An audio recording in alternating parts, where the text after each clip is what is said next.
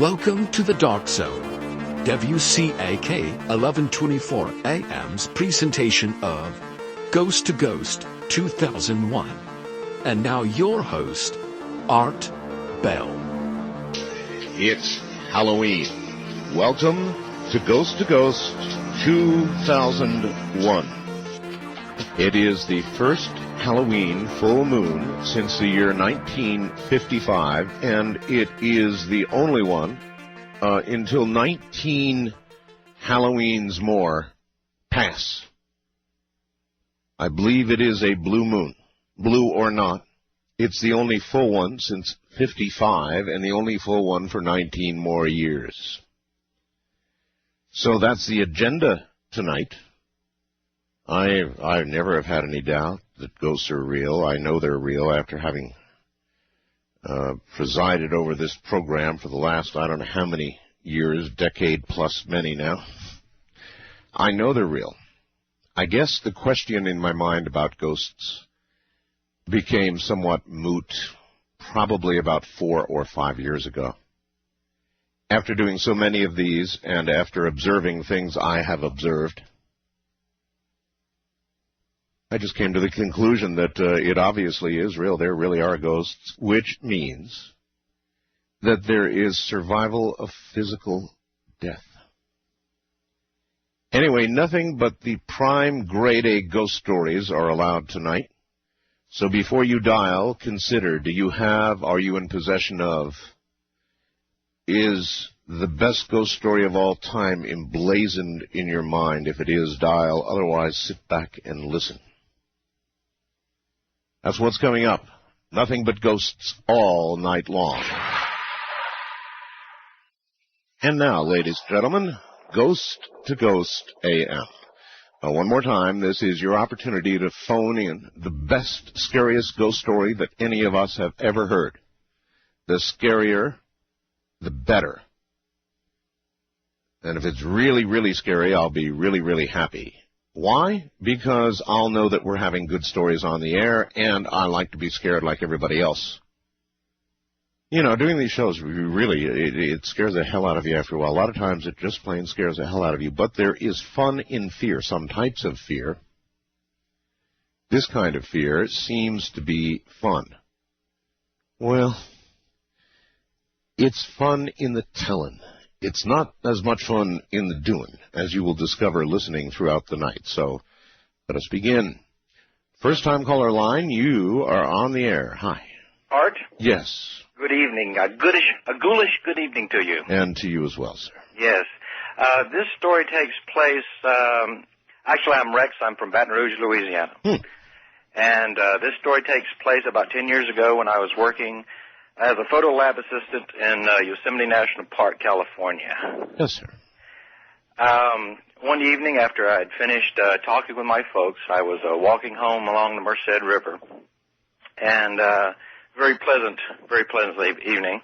And recently I had been looking into the folklore, the mythology, some of the history of Yosemite Valley, which had to do with the Miwok Indians and this sort of thing.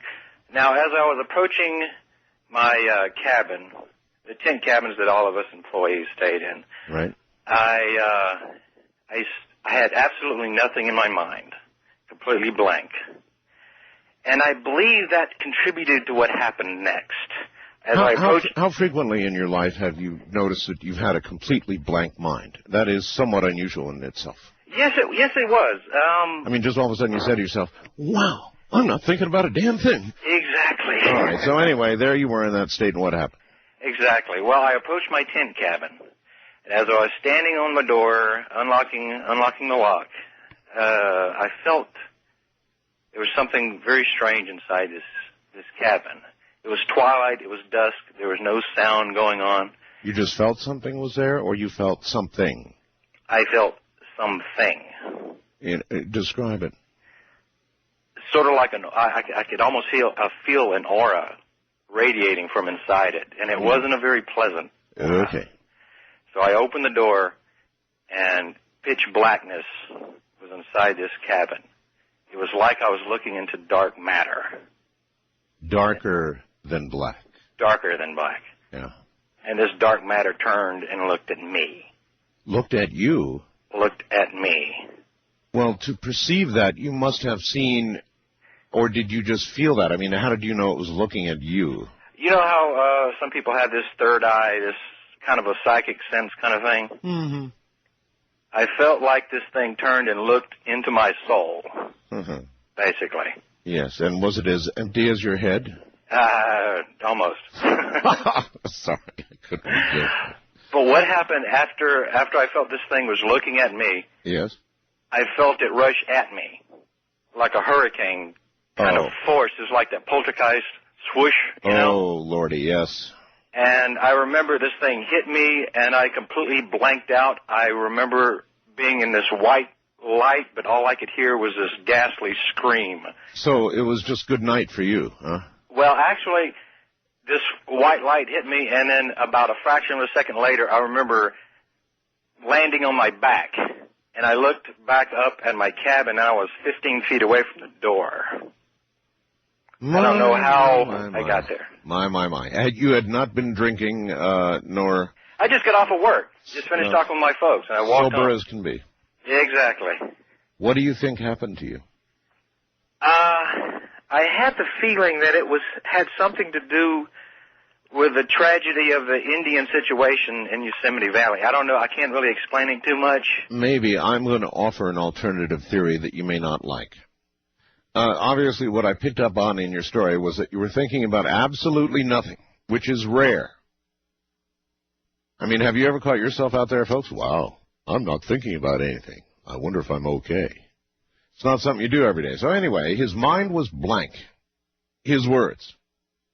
When your mind is blank, you are in an interesting, susceptible moment.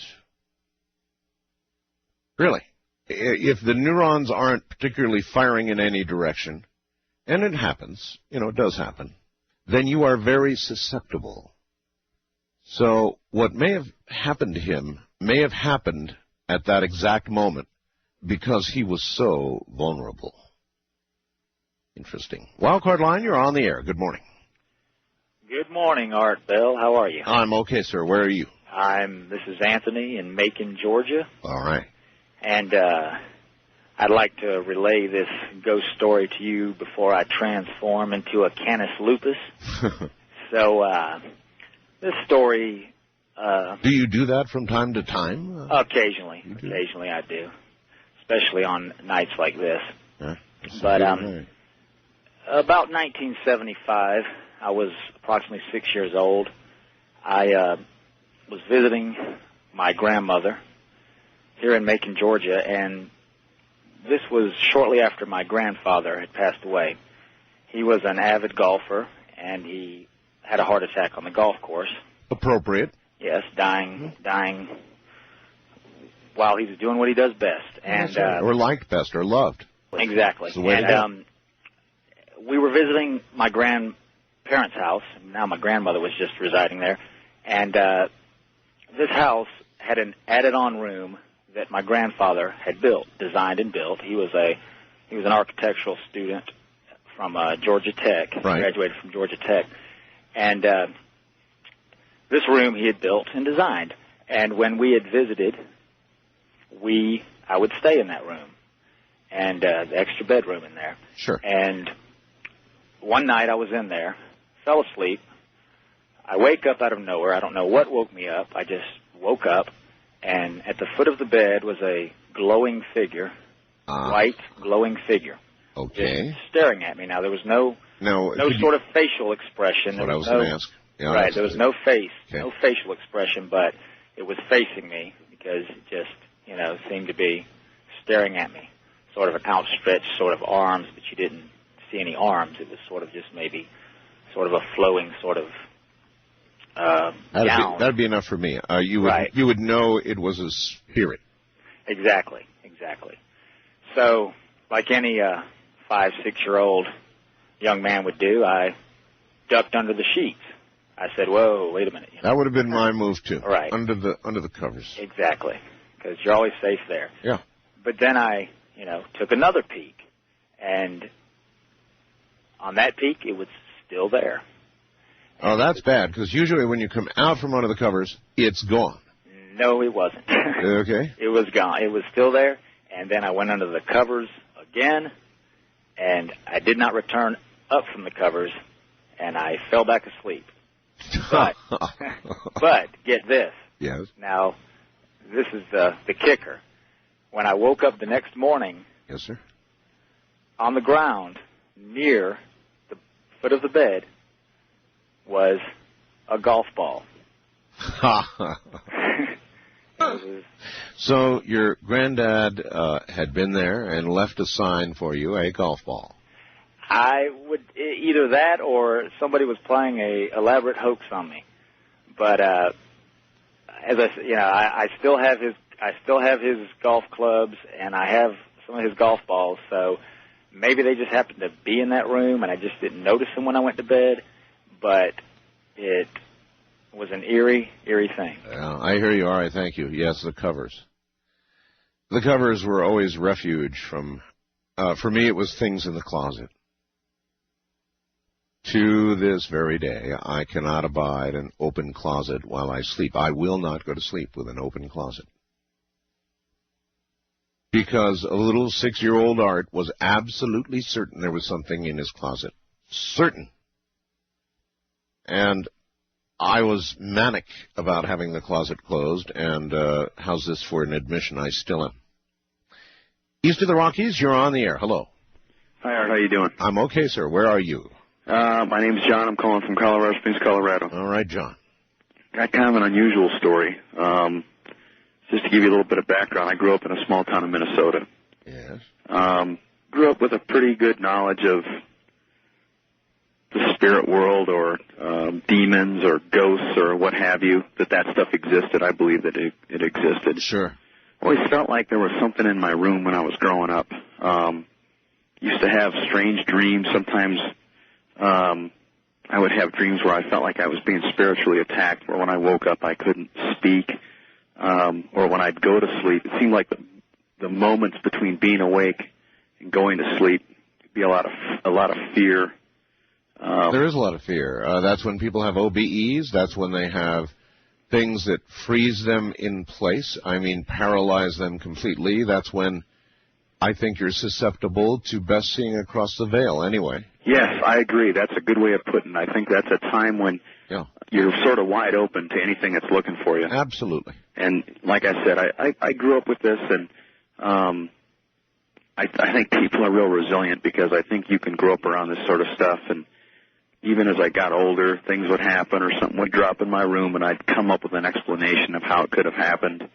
But everything will culminate when I'm about to tell you. But anyway, I joined the Army in 1989, summer of 89, and about 8 months before that, something really strange happened. Now, what I'll tell you is at the time, my mother and father were separated, and eventually a couple of years later they would get a divorce. Right. At the time that this story happened, my father had not been living with us for probably about 4 or 5 months, quite a while. Right.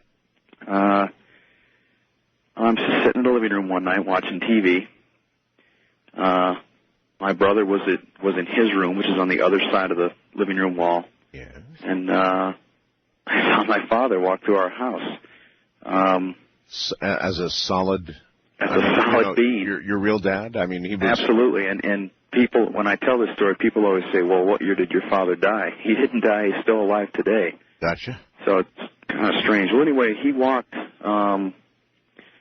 through the hallway, and there was a door open on one corner of the living room, and that's where I saw him. And I was so convinced that it was him, and it was about 9:30 at night. You know, what would he be doing coming home at 9:30 at night, and he hadn't lived there 4 or 5 months? Right. You don't think of that right then. Of course not. So I get up and I follow him into my parents' bedroom, and when I had been in there for, I guess, about 10 seconds or something, I felt a very real presence, the same kind of thing that I felt growing up, going to sleep in my room, that same kind of feeling that very hard to describe, but, you know, I know the feeling. No need to describe it. Right. There's something else in the room that's a sentient being of some type. Absolutely. And that's when I, kind of got scared and left the room. And then I walked down the hallway, and I met my brother in his room. And he said, "Did Dad just walk by?" And I said, "Yes, he did." What? Really? Absolutely. Now, the really strange part about it is my father was wearing a particular sweatshirt that I remember him wearing a lot when I grew up. He used to wear it when he'd work on cars in the garage. Yes. So I still remember to this day he had this purple sweatshirt on and a pair of blue jeans, and he wasn't wearing shoes. He was walking in a pair of socks, and he was kind of walking sort of forward on his toes. That's the way he used to walk through the house. And you're telling me that your dad was not dead. Absolutely not. Your dad was still alive, right? Right. I mean, that's really fascinating, and it's about the second or third story of its kind that I've ever heard. But I have heard a couple of others, sir.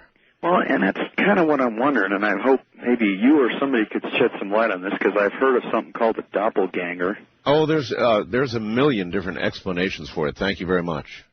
A million different explanations, but one possible explanation is that all living things, present and past, have a spirit that can leave the body.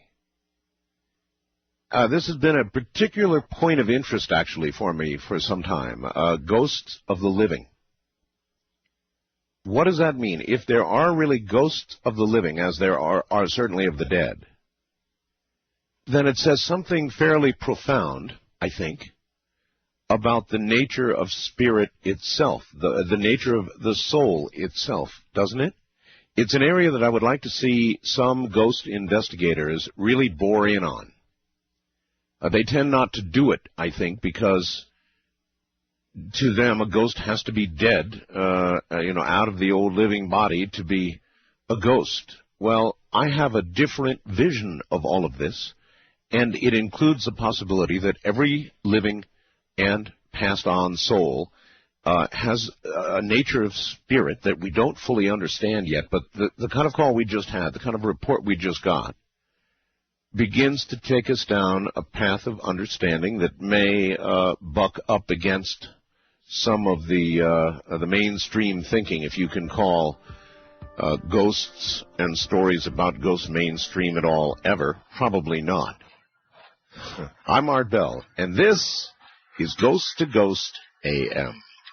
Good evening, everybody. Ghost to Ghost continues right now with all of you. You'll convince yourselves before the evening's over. West of the Rockies, you're on the air. Good morning. Hello. Hello. Yes, Art, I have a... West of the Rockies, call toll-free, 1-800-618-8255. Okay, I've got to bleep out your last name. You're not allowed to give your last name. So you made me hit the button. Your first name is Burke, and you're in Washington, right? That's right. Okay, Burke, what's up? Well, back in 1991, I was a student at the International Summer School in Oslo, Norway. Uh-huh. I was one of 60 students and 2 professors who took the long weekend trip from Oslo to Bergen and back. Yes, sir. And on the last leg of our trip, we stopped in a place called Blåfarverka. That means the blue color works. It refers to the small glass-blowing factory there. Yes. Well, we went into this Viking-style longhouse with picnic tables and sat down to eat dinner. Here we were in Norway, and what do you think they served us? Chili. Reindeer? No, chili. Chili? Yes. Chili. I couldn't believe it. The guy sitting across from me was from Texas. His name is Andrew. I bet he could believe it. Oh, yeah. He said something like, "Oh, boy, chili. They knew I was coming." Uh-huh. Well, I didn't like chili. I just ate bread. It's nice dinner rolls for us. After we finished eating, Andrew picked up this sugar cube from a little bowl. He said, "You see this? I'm going to feed it to that goat out there." Goat? Goat, yes. There was a little barnyard with a little barn. I think it was a petting zoo. Oh, yes. All right. Well, anyway, I said to Andrew, "You can't do that. It says on the sign out there in Norwegian, English, and German, 'Please don't feed the animals.'" Right. He said, "Oh, yeah? Watch me." I've known kids just like your brother. What? I've known kids just like your brother. No, he's not my brother. Oh, like this guy, anyway. Yes, Andrew. Andrew. Yes, well, we walked outside. Andrew stepped over the 2-rail fence. He walked around the corner of the little barn. Then he came running back, climbed back over the fence, and said to me, "That goat was evil. It wanted to kill me." He looked around, And he said, "Hey, look at that mine over there. Let's explore it." And I said, "You got lost in that castle in Bergen. You have a bad sense of direction." You're going to have to get to the point of the story. Yes. We walked into this mine. He looked to the left, and he said, "Hi, how are you?" "Yeah! There's a human head in there." A human head.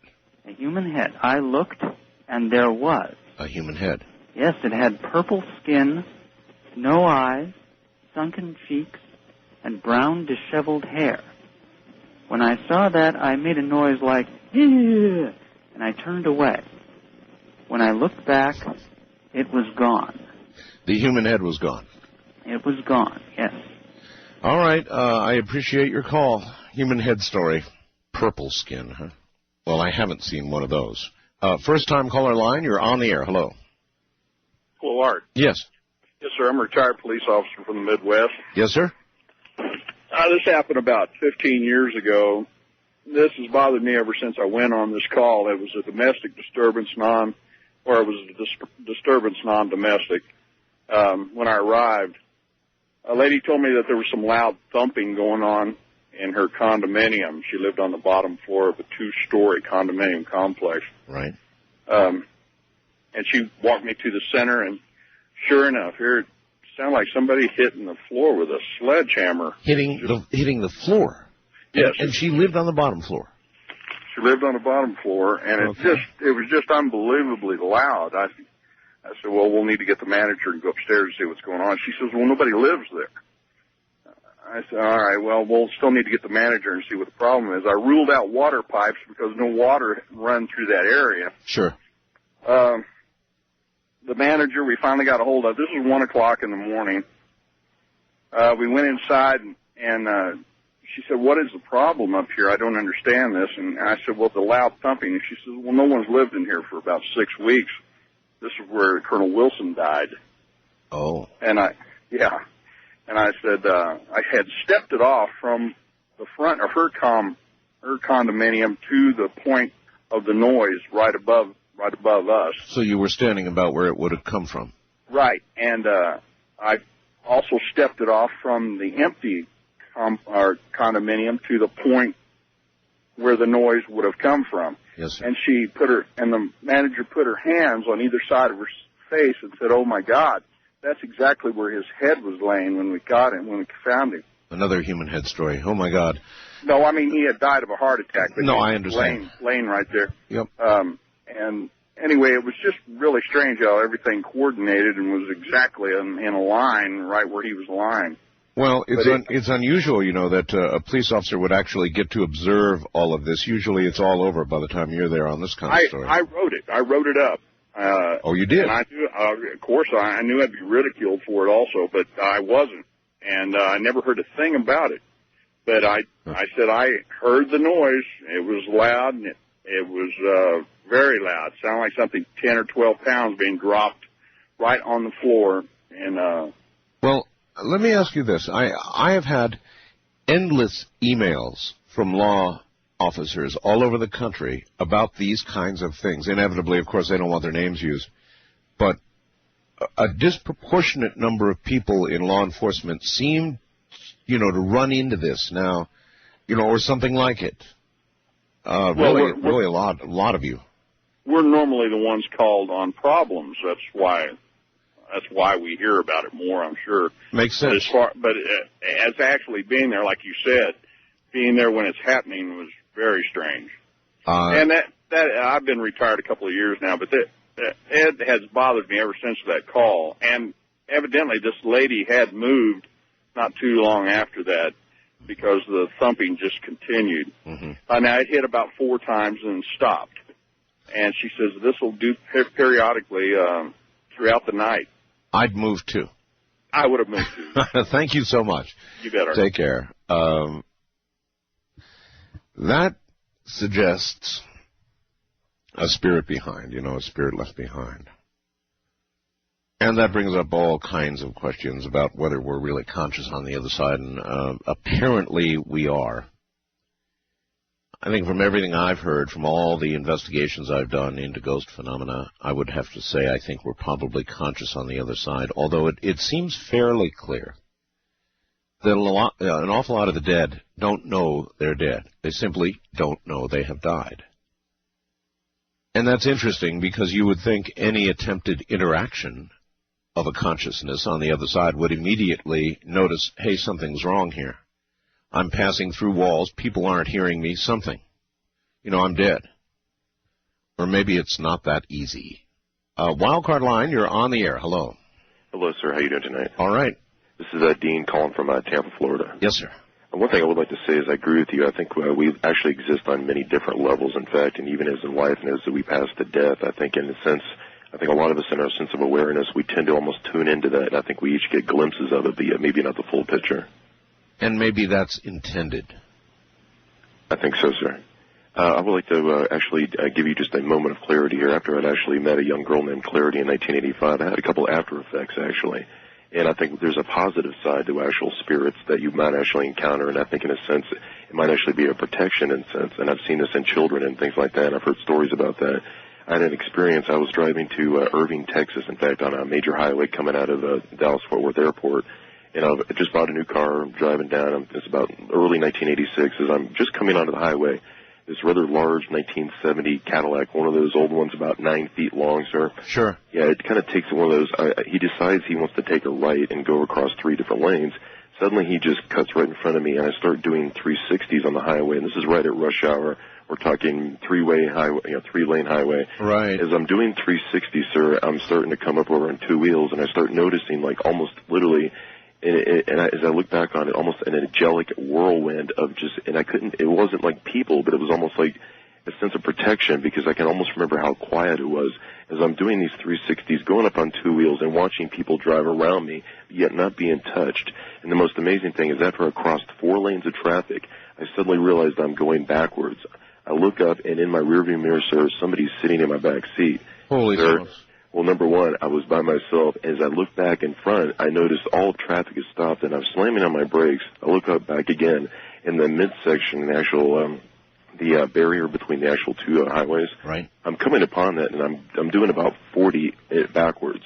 As I'm looking up in the rearview mirror, well, whoever was sitting in my back seat, well, they're gone now. So I'm appreciative of that because I didn't want to have to deal with that. But secondly, I'm watching the barrier and me coming up doing about 40.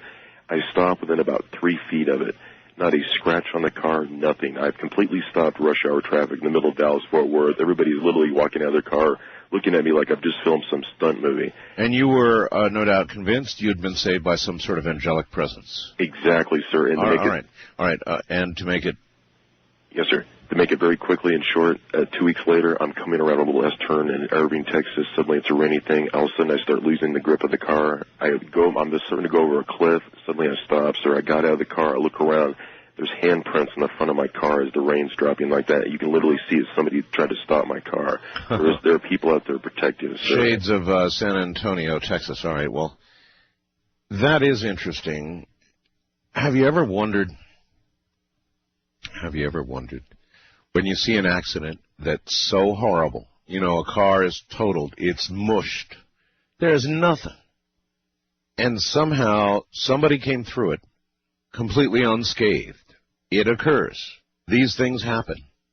And a lot of times you get stories like the one that man just told.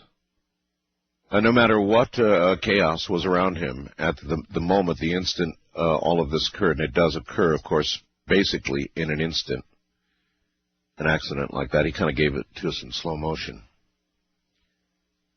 It may well be that, and who knows why, but there may be some protection, and of course everybody would say, well, then why doesn't everybody get protected? I don't know. They just don't.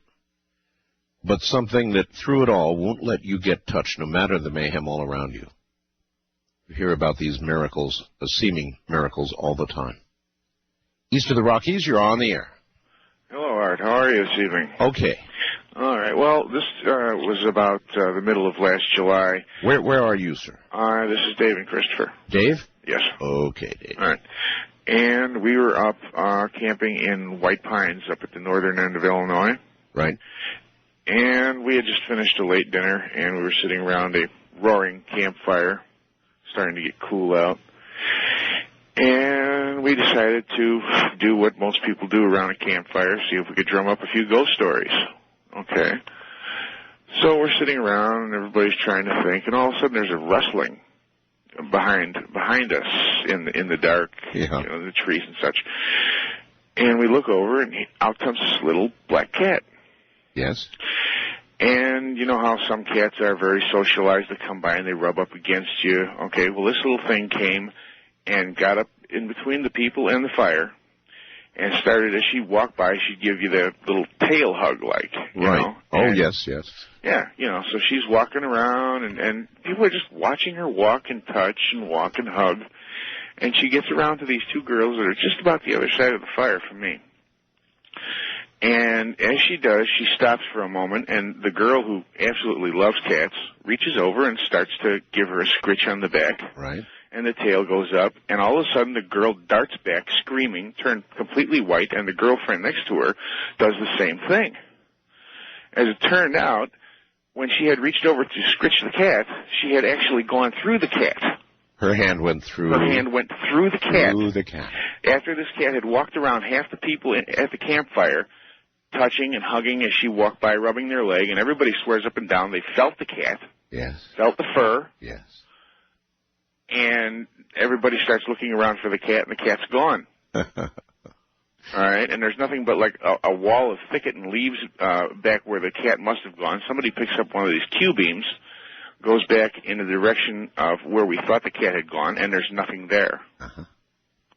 That's fascinating. So puts her hand right through the cat, huh? Puts her hand almost right through the cat. As she starts to scratch it, it's like it started to. No, I understand. Turn to gas. That would produce. It would produce a scream, all right. Yes, very, very interesting. Thank you.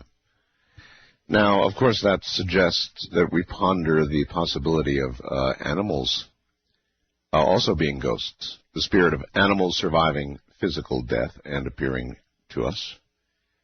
Or does it suggest the possibility of something that transforms itself into another state? I don't know. You decide. West of the Rockies, you are on the air. Good morning. Good morning. Hi. Where are you?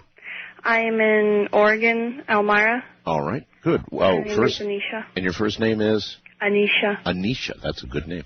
Thank you. Yes, I have a story. It was from my grandmother. Sure.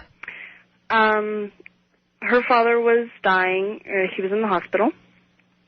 And one day she came home. She was doing the dishes. And then all of a sudden she could not breathe. So she had to go outside, and there was this intense light. Huh. And she still couldn't breathe. Later, after about 15 minutes, I do believe. Right. Finally, she could breathe, and she felt a sense of relief. Well, during a 15-minute period, she had to catch a breath or two. Oh, yeah. Yeah. Anyway, so she was more or less fine after about that period. Yeah. And then her mother, my great-grandmother, and the minister came and told her that her father had died. Oh. And so you think it was at that period of time that she could not breathe that the death was occurring? Yes, I do believe so, and that's what she believes also. And just a couple weeks ago, my great-grandmother is ailing, and she was talking with somebody, and the only thing I really understood was Wally, which was my great-grandfather. So I do believe that he is trying to contact her and help her through. Okay, well, consider this.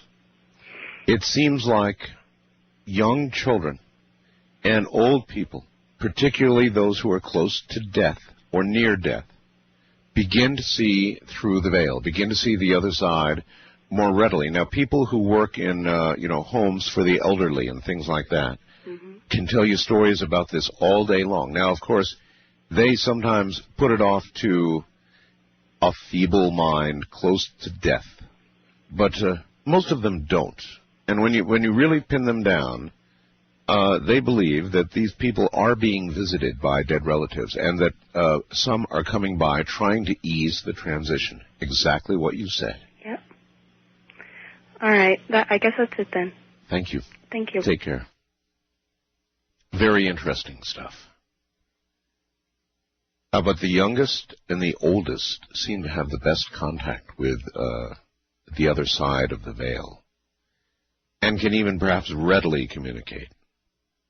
It seems to go away, as the busyness of life and the necessity of living in this world we're in today, and it's no easy world, as we all well know today, that takes up all your attention.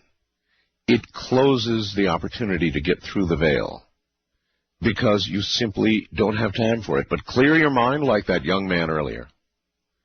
Or let your mind be young and not yet trained not to see these things. Or let your mind be old, in which case it may well be preparing to go on to the next world. And as you get toward the very end, if you're lucky enough to live that long and don't go by a truck, or some other violent method, and you can feel your death coming, then slowly you are indoctrinated from the other side. That would seem to be the case, and that would seem to be what that story was all about.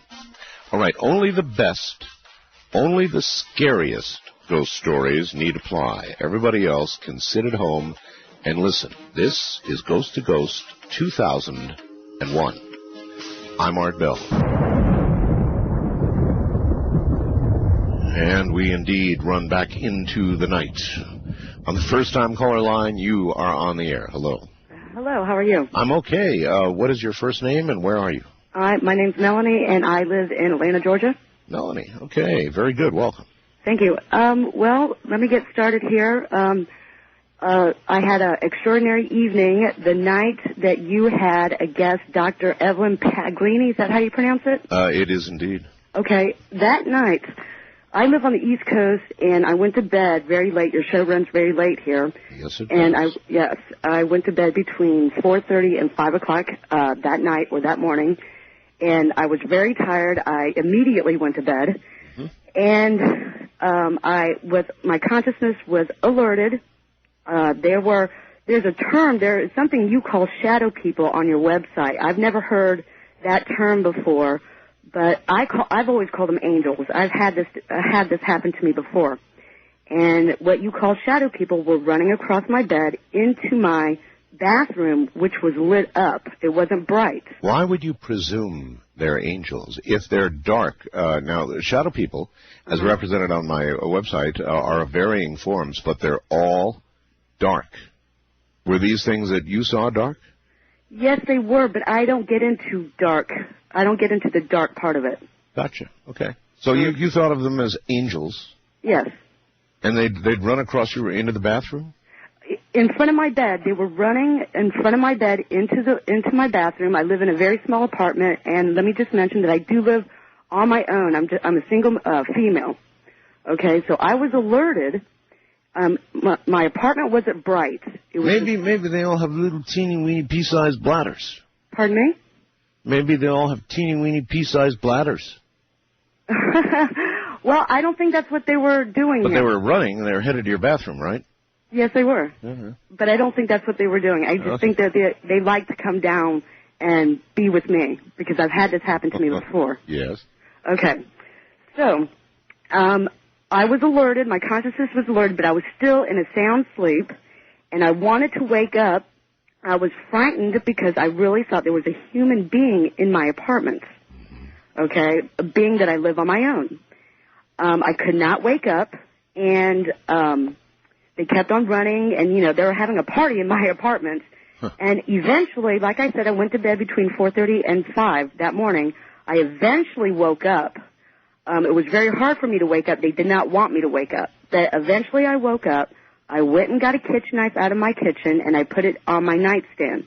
Went back to bed, woke up the following afternoon between 12 and 12:30. So you mean you would have sliced up one of these little bundles of joy?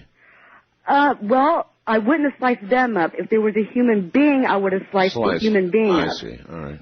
Okay? Yes. So, it was so real, I actually thought that there could be an intruder in my apartment. That's how real I've got the feeling, right? Understand. Okay.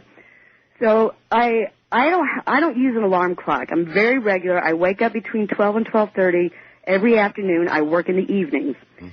as soon as I wake up, I look at my clock on my nightstand to see how much longer I can sleep before it becomes 12:30. I do it all the time. Okay. So I get up, and it's 12:30 the following day. I go to my kitchen to make some coffee, and I notice my clock radio in my kitchen is blinking. Okay, so the power went out. Right. I'm waiting for my coffee to brew. I get my coffee. I go back into my room where my computer is, because that's what I do in the morning. Is I have my coffee and I watch and I play on my computer. Yeah. And I notice the clock radio next to my computer is blinking. Okay. Okay. Now remember, I woke up and the clock on my nightstand was not blinking. Yeah, you're right. So. Let me get. Hold on. Okay. So I get on my computer. It is on safe mode. Safe mode. Safe mode. For you non-computer people, that means that it may have lost power and tried to reboot, and reboots in safe mode. Yeah, exactly. Okay. Okay. It usually reboots. It's very rare that it goes on safe mode. It'll just reboot itself. Yep, I understand.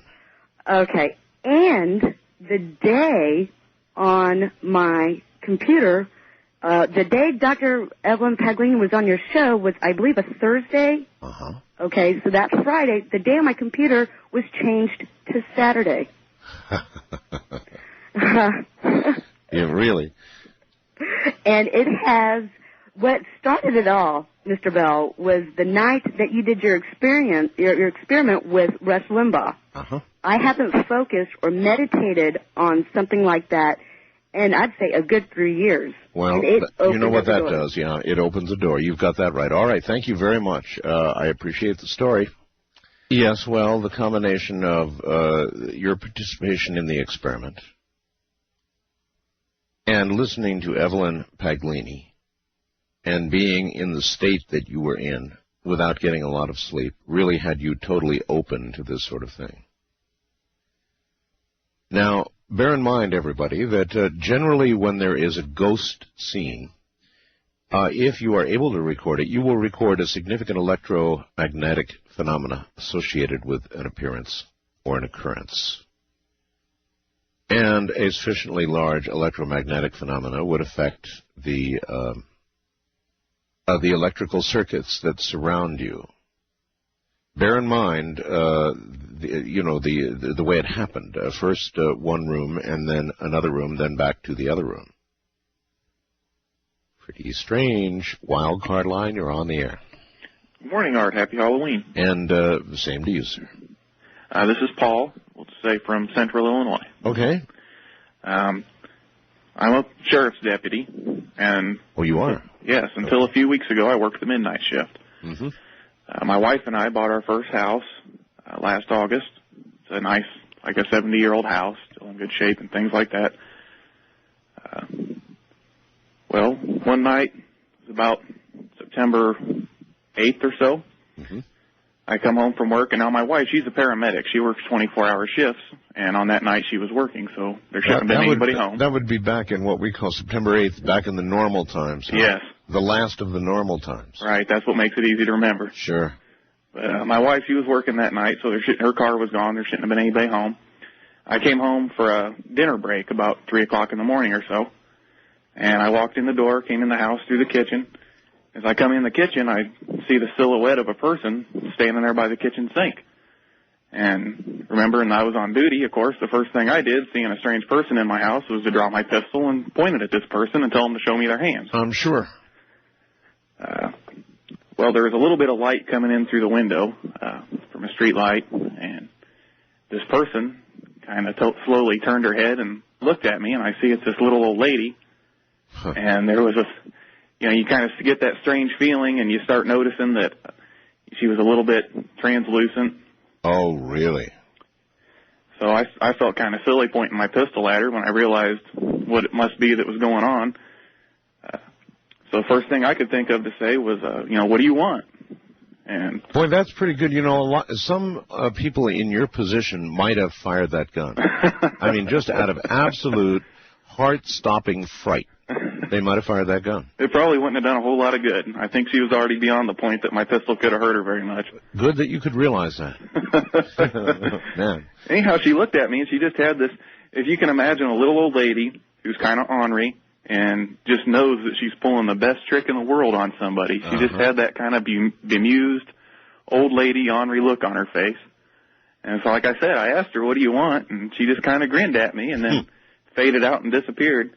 And we haven't had any, I haven't seen her since then. I mean, she doesn't, move things around in my house or anything. The only thing that ever happens that might be out of the ordinary is every once in a while, if my wife and I are in the living room watching television or something, we have a dog. And there's been a few times that she goes in the kitchen because that's where her food dish is, and she's not the kind of dog that spooks easy. She loves people, and, nothing really scares her too much. But she'll be in the kitchen, and we'll just hear her let out a little yip, and then she'll just come running back in the living room and cower at our feet. Sure. And whenever she does that, I just imagine that kind of ornery look on that old lady's face and figure she's just playing tricks on my dog. And as long as that's all she does, I guess it doesn't really bother me a whole lot. Well, I understand. Nevertheless, what do you think you saw? Well, and I'm sure it was a ghost. I mean, there's no doubt in my mind about that. I wasn't dreaming. I wasn't asleep. I'd been at work, I've got you. All right. Thank you so much for the story. Take care. Deputy Sheriff. And, of course, seeing is believing. Once you have seen, as that man saw, you will believe. You will never doubt again. You will always know that there is something over on the other side. Whether that's to be your destination or not, you cannot know until your time has come. But there is certainly something there, something that can come through. East of the Rockies, you're on the air. Hello. Hello. Hi. Hi. Yes, sir. I'm on the air? Yes. Hi, Art. Your name is? My name is Dave. Dave. Hi, Dave. Hi. I'm from Canal, Winchester, Ohio. Okay. I just want to start by saying this story began and ended on Halloween night, and it's a pretty scary one, I think. Okay. Let me just start by saying I was in college. I was dorming with a few friends off campus at an apartment, and about half a mile down the road was a house that I suspected to be haunted. I've seen ghosts before and things like that, which is a whole different story. But I just felt that this house was haunted just from the way it looked, things that were going on. Nothing actually was going on there. You never seen anybody. The only thing that ever happened there was that there would be a curtain up in the high window that on occasion was drawn slightly. This was an unoccupied or occupied house? I had asked neighbors and other people if they'd seen anybody live there. They said no. It looked like someone had lived there. I always kind of live near what I would always think of as a haunted house. You know what they look like. We all do from having seen the movies. It just seemed haunted. No, you never seen any people. You asked neighbors, they never seen any people. I don't know. So did you finally decide to investigate? Yes, that's on Halloween night. Inevitably. I convinced some friends. Actually, my girlfriend, who's now I'm getting married to 9 years later. She's marrying you? Yes. This happened 9 years ago. Well, I guess if you could talk her into doing that. Yes. Anyway, proceed. I coaxed her and another couple to, let's go down there. It's Halloween night. Let's see if anything happens. So we take a walk. This house sat right on a creek, pretty large creek. And right across it, there was a bridge there, a wood bridge. Uh-huh. And I don't know what it was, but nobody had the guts to get too close to the house. We just wouldn't do it. It just seemed ominous. It was Halloween. Right. I had convinced them that it was haunted. So what we decided to do is go across the bridge to the other side of the creek, take a walk behind. We're pretty far away. We'll sit there and kind of just check things out, see if anything happens. Yes. Well, nothing happened. So we're kind of, what are we going to do now? Let's take a walk down the creek a little while. Maybe 150 feet getting past the house, we noticed something across the other side of the house. It looks like there's a shack there. Right. And we're like, wow, look at that. There's a shack back in the woods. So we all start to approach it, and it appears that someone's sitting inside the shack, actually in the door opening, sitting on a stool with a shotgun in their hand. This is on Halloween night at 12 o'clock at night. It's midnight. With a shotgun. Yeah, it looks like someone's sitting there with a shotgun. Mm-hmm. We, of course, take off. We run. Gotcha. And we catch our breath and we say, I think we just were seeing things, There was nothing there. It's dark out. Let's go back. Let's go back and see if it really was a shack there. So we do. We go back, and we still see the shack. It doesn't look like the door's open now. So I decide, well, me and the guy, friend of the girl, stay behind. And we decide to venture and see what's going on. The closer we get to this shack, it just vanishes. The shack vanishes? The closer we get, it just starts to... Missed out. It just is gone. There's nothing there. I mean, now we're there where it would be, and we're just standing in the middle of the woods. Holy mackerel. The only thing... Yes? Exactly at that same moment that we realize the shack isn't there, there's a graveyard of cars. And when I say a graveyard of cars, it was like well, let me just tell you that the cars that were there had to be, I don't know, we didn't count them, but there was 30 to 50 Corvairs. Corvairs. Corvairs. A lot of Corvairs. Considered to be the most deadliest cars ever. A lot of Corvairs died. They weren't like crashed or anything. They were just there. They were like weathered. You know what I mean? Yes, of course. They were weathered. Yes. It looked like vandals had maybe busted out windows, things like that. This is too weird. And you're telling me this graveyard of cars was all around you, or where was it with reference? Hey, come over, see this. Everybody, we were all there now. There's 4 of us, well, including me. And we're standing on top of now cars. Corvairs. They're all Corvairs. Uh-huh. They're not damaged at all, other than just look like they had been there for 50 years or however long they were made. Right. There was just 2 different cars there, though, and they weren't like that. They were totaled. What you could say was fatal crashes. They were totaled, and I remember what they were because we were like, it was a Toyota Love Truck. Do you remember those? Yes, I do. It was a Toyota Love Truck and some kind of Subaru. And they were crushed to what you would consider to be fatal crashes. Right. The Corvairs were fine. They were just there. That freaked us out pretty good, We're like, but nothing really that I would say supernatural happened. This was Halloween night. That happened. The night did kind of seem kind of spooky, but that happens on Halloween. I'd say it's pretty supernatural if a shack completely disappears and a graveyard of cars appears. Yeah, that's not the end of the story, Art. Okay, go ahead. About 9 months later, maybe 9 to 10 months later, it's beginning to be fall. I live in Ohio. It was probably late summer. Right. But it was fallish. Yes. I had told lots of people about this story. Nobody ever would go back in the woods to find the cars, but they were there. I mean, we went back again during the daylight and seen them there. They were there. They were real. All right. The house still seemed haunted and never seen any people there. All right, we're running short on time. Okay. About 9 months later, a friend of mine tells me that he's seen a bunch of Corvairs parked around that house. And I was like, are you kidding me? What are you talking about? He said, man, I just drove by there, an hour ago, and I seen a bunch of Corvairs parked around that house you were talking about. Yes, I am. So I decided to grab a friend of mine, and we went out there. And the house was totally destroyed. I don't know how to describe it. Okay. We have no more time. No more time? Is there a punchline here? No, I'm just telling the story. Okay. So it was all gone then? Pretty much. I appreciate the call, sir. That was paranormal, definitely. Call Art Bell in the Kingdom of Nye from west of the Rockies at 1-800-618-8255. East of the Rockies, 1-800-825-5033.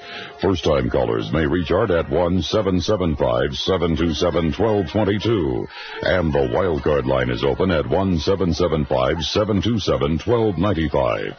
To reach Art on the toll-free international line, call your AT&T operator and have them dial 800-893-0903.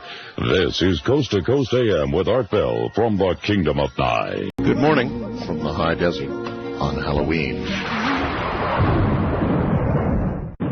Curious what it's going to be like when you die. Stick around tonight. You may well get a glimpse, just a glimpse of what it may be like. First-time caller line, you're on the air. Hi. Hi, Art. This is Alan calling. Art, I've listened to your show a few times, I guess, and I've wondered occasionally which one of the calls were real, which ones weren't. But I don't know. Are you real? Well, I'll tell you a story. First of all, turn your radio off. I thought it was. No, and I can't continue with the call if you don't. So. Okay. I guess it began when I was 6 years old. I would swear there was something in my closet. I would watch my closet doors, okay? I knew the exact width of that my closet door was open. Right. Okay? Right. It began this way. Night after night after night, I would watch it. One morning, the closet doors were completely open. I questioned everybody in the house. No one had touched it. Okay, this is how it began. Secondly, I had one of these things I learned from your program was an out-of-body experience. Yeah. I was frozen on my bed.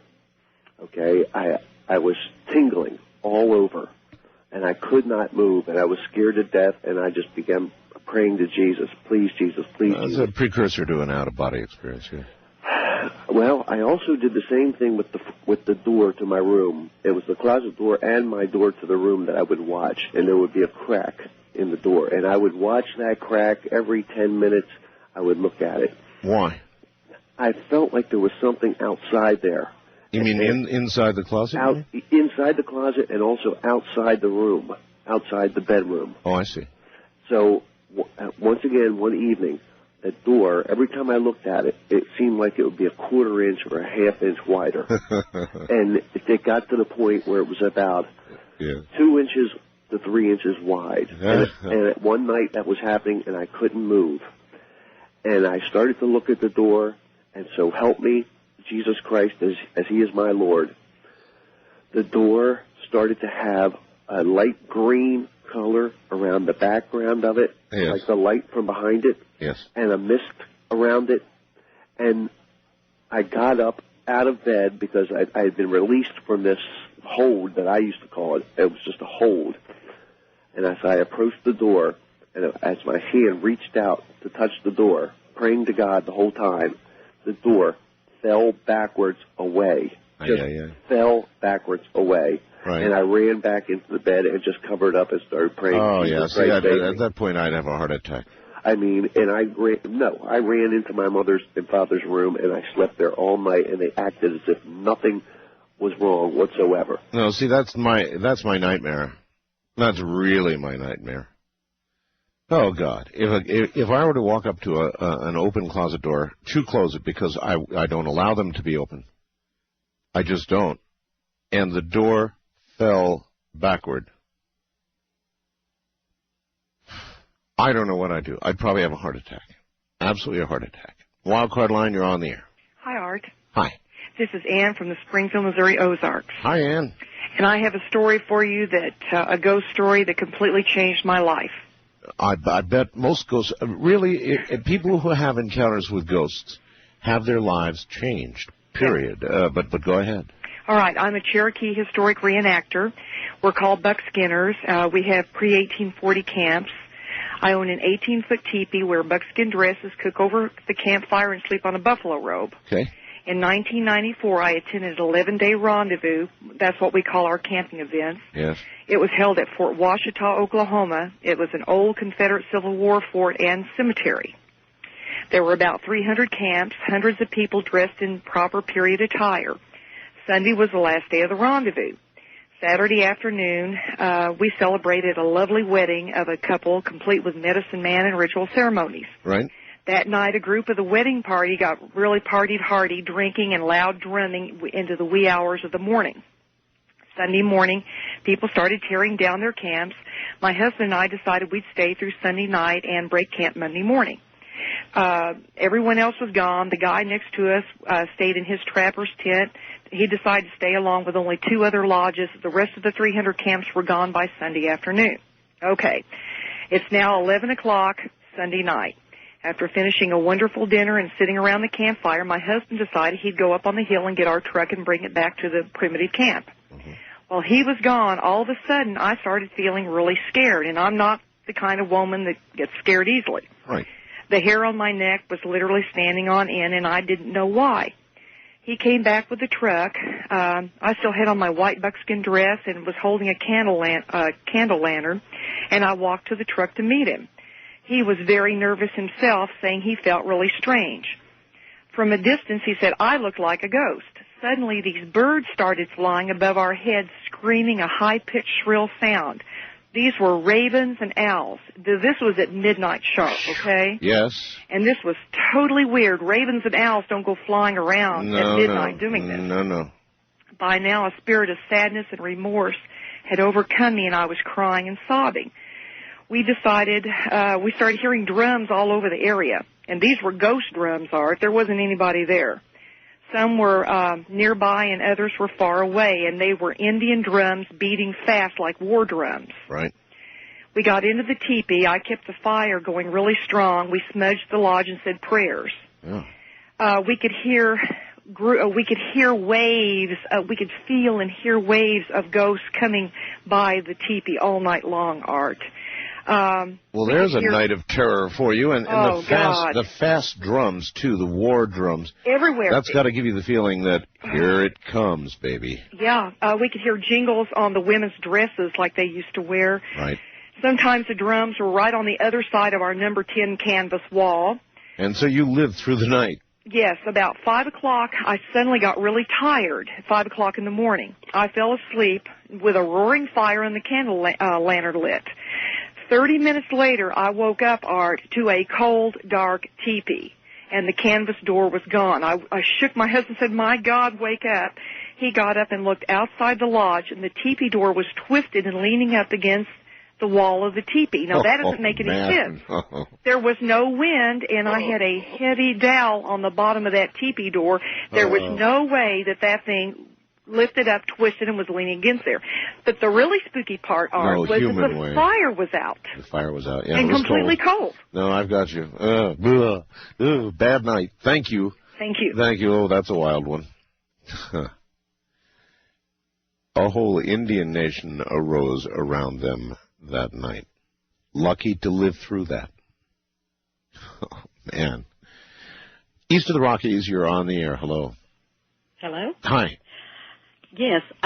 What is your first name? Lynette. Lynette. And where are you? Oklahoma. Okay. Much like the last caller. Right. And when I was 9 and my little brother was 7, our father owned a service station, which the service station was the front of the building, and the back of the building was our home. And as a lot of old service stations used to be, we lived on a major highway. America from coast to coast used to be dotted with places where the gas station was out front, house was in back. This was on Route 66 across the street from the cemetery, across the highway. Oh, I traveled that road many times. And it was a highway that had an overpass, and lots of people were killed there. But we were, my father also owned a restaurant just, maybe 100 yards away from the service station. Right. And he and my stepmother were there running it one evening, and my brother and I were home by ourselves. It was a rainy night, and when Dad had closed the service station at about 8, he was very security conscious. He was a much decorated naval man, very no-nonsense kind of guy, not a paranormal believing individual. Sure. And my brother's bedroom the door to his bedroom was the door that you could go through and go into the service station. And we were sitting on his bed playing something with our little cars or something, and we heard the door to the service station open, and we knew that wasn't right. And we heard footsteps, and we both looked up at the same time, and we looked at the door, the partition door. Right. And the doorknob was turning, and it scared us to death, and I ran to my father's bedroom, and I called the restaurant, and I told Dad that someone was in the service station, and he grabbed his pistol, and he came running. And he came in through the back of the house and came forward and unlocked that door and went through, and there was no one there, but we were behind him, and I looked down, and I saw wet footsteps leading from the front door to that door. Dad, I don't think, looked down. He was just checking the front the service station door. Yes, of course. And he saw nothing. And this was the same man that when he died in 1973, after a lengthy illness, he had built a house downtown in the little town of 1,000, and his wife survived him by 3 weeks, and she was the archetypal evil stepmother, had no friends and not a friend of ours. She had 2 girls that took care of her that my dad had hired, and she died 3 weeks later, and we were at the cemetery interning her, and one of the 2 girls told me that the day she died, the day they called me, before I got there, when someone dies at home, she had been ill and hypochondriac all her life, and so it was not unexpected, and she was older. A police officer just simply is sent, and they verify that someone's died, Sure. and no big deal. So the police officer was standing there talking to one of these 2 girls, and or I guess to both of them, and then he looked toward the front door, and then he looked to them. He said, "Who was the man that just walked through?" And both of the girls looked at each other, and they looked at him, and they said, "Well, we didn't see anything." What she told me, or both of the girls told me, is that they had seen a man walking from the front door of the house to the back of the house, down the hall, to this woman's bedroom since my father's death. Well, there you are. Thank you. That's typical in so many ways. Frequently, when one person, one soulmate dies, the other follows very quickly. And, of course, the other aspect of that, again, a police officer there to actually observe this. A lot of cops see these things. A lot of cops. Why? Because they're around extremely stressful situations. Frequently, they are around or close to death and dying because they are called, right? All the time. They're called. So would it surprise you that they would see so many things? Not really. Not really. West of the Rockies, you're on the air. Hi. Hello. Who, me? You. Oh, okay, me. Okay. Yes. I got a few stories, but I'll just tell you one of them. Give me your best shot. What is your first name? Heather, and I'm from Susanville. You don't know where that is. It's by Reno. I'm pretty good. Yes, I've been to Susanville. Okieville. Yeah, well, anyways. Yeah, they filmed Deliverance here. Uh-huh. I'm kidding. Well, one of the stories I have is some kids were saying, "Oh, there's a slaughterhouse and it's supposed to be haunted," I'm like, "Yeah, right." So I just, me and my boyfriend and one of my other friends went there just to get scared. You don't actually expect to see anything, you just want to get scared. And so we went there one time. We went there a few times. One time, it was like we usually go there real late because we don't want the neighbors to wake up. And we went out there, and one time in the field, we heard somebody humming, like a lady humming a tune. Yes. We were shining the flashlights out there and everything. There was nobody out there. And we were like, "Oh, man, that's kind of weird." And that wasn't really scary, so we left. And then, we came back again. And for the last few days, we had dared each other to go into the actual slaughterhouse by the house. There was a real big house, and then there was a slaughterhouse. It was like a shed with a square fence around the front of it. Right. And so the guys took their turns going in there, and then it was my turn to go in. And normally the gate was open, and nobody had been there forever. The weeds are like 4 feet tall around everything, so you can tell nobody's been there for years or taking care of it. And the door was stuck open with the weeds. And when it was my turn that night to go, it was the next night, the door was shut, and I'm like, "Oh, that's just wonderful." So I was already scared. So I'm like, "All right, I can do this." So I was trying to show off, because I was the only chick there. So I opened the door, and I just turned, and I go right into the shack part. I looked, there's just an old mattress and some chicken coop wires, and I was like, "Oh, this isn't that bad." And then I'm sitting there, and I'm looking around in where the fenced area is, and something to the right of me, the door was on the right, the slaughterhouse door, and the other side was the left, and something from the left started running through the weeds, you couldn't see anything, but it looked like there was something 4 feet tall running through it. It went down this side, went to the corner, and it was going towards the door on the other side of the gate. And I was looking at the door waiting for something to just jump out me, and I was about to wet myself. And right before it got to the door, something right where it first started running. Yes. Something smashed into the fence. It just goes doo, doo, doo, and it just shook it back and forth, and the whole fence moved. And I just dropped to my knees and started crying. And I screamed for my boyfriend. And the two chicken shit, excuse my language, guys were in the car with the windows rolled up and the doors locked. And I was screaming for him, and I was crying. I was so scared because I like getting scared. And you had to go in yourself. Yes, well, because we all dare each other, and I went all the way in, and I was scared so bad. Oh, I can imagine this thing. I mean, I was like, what the heck was that, you know? Yeah. And I didn't know what was going on, because you never expect anything to really happen. And so I was like, and I screamed for my boyfriend. He had to carry me out because I was so scared I couldn't even walk. What do you think you saw? What do you think that was? What do you think I was? Well, I was thinking about it, and I don't know, because there was a guy that was bitching at us about, I'm sorry, my language. I'm only 22, I can do that. There was this guy across the street that never wanted us to go there, and he goes, no, this place is not for sale, and no, you can't go there. And the house looked like it had covers all over the furniture in it and stuff. And there was another couple things that happened at that place, but I'm sure you're in a hurry to get me off the phone, so I won't tell you that. But no, you tell a good story. Oh, well, thank you.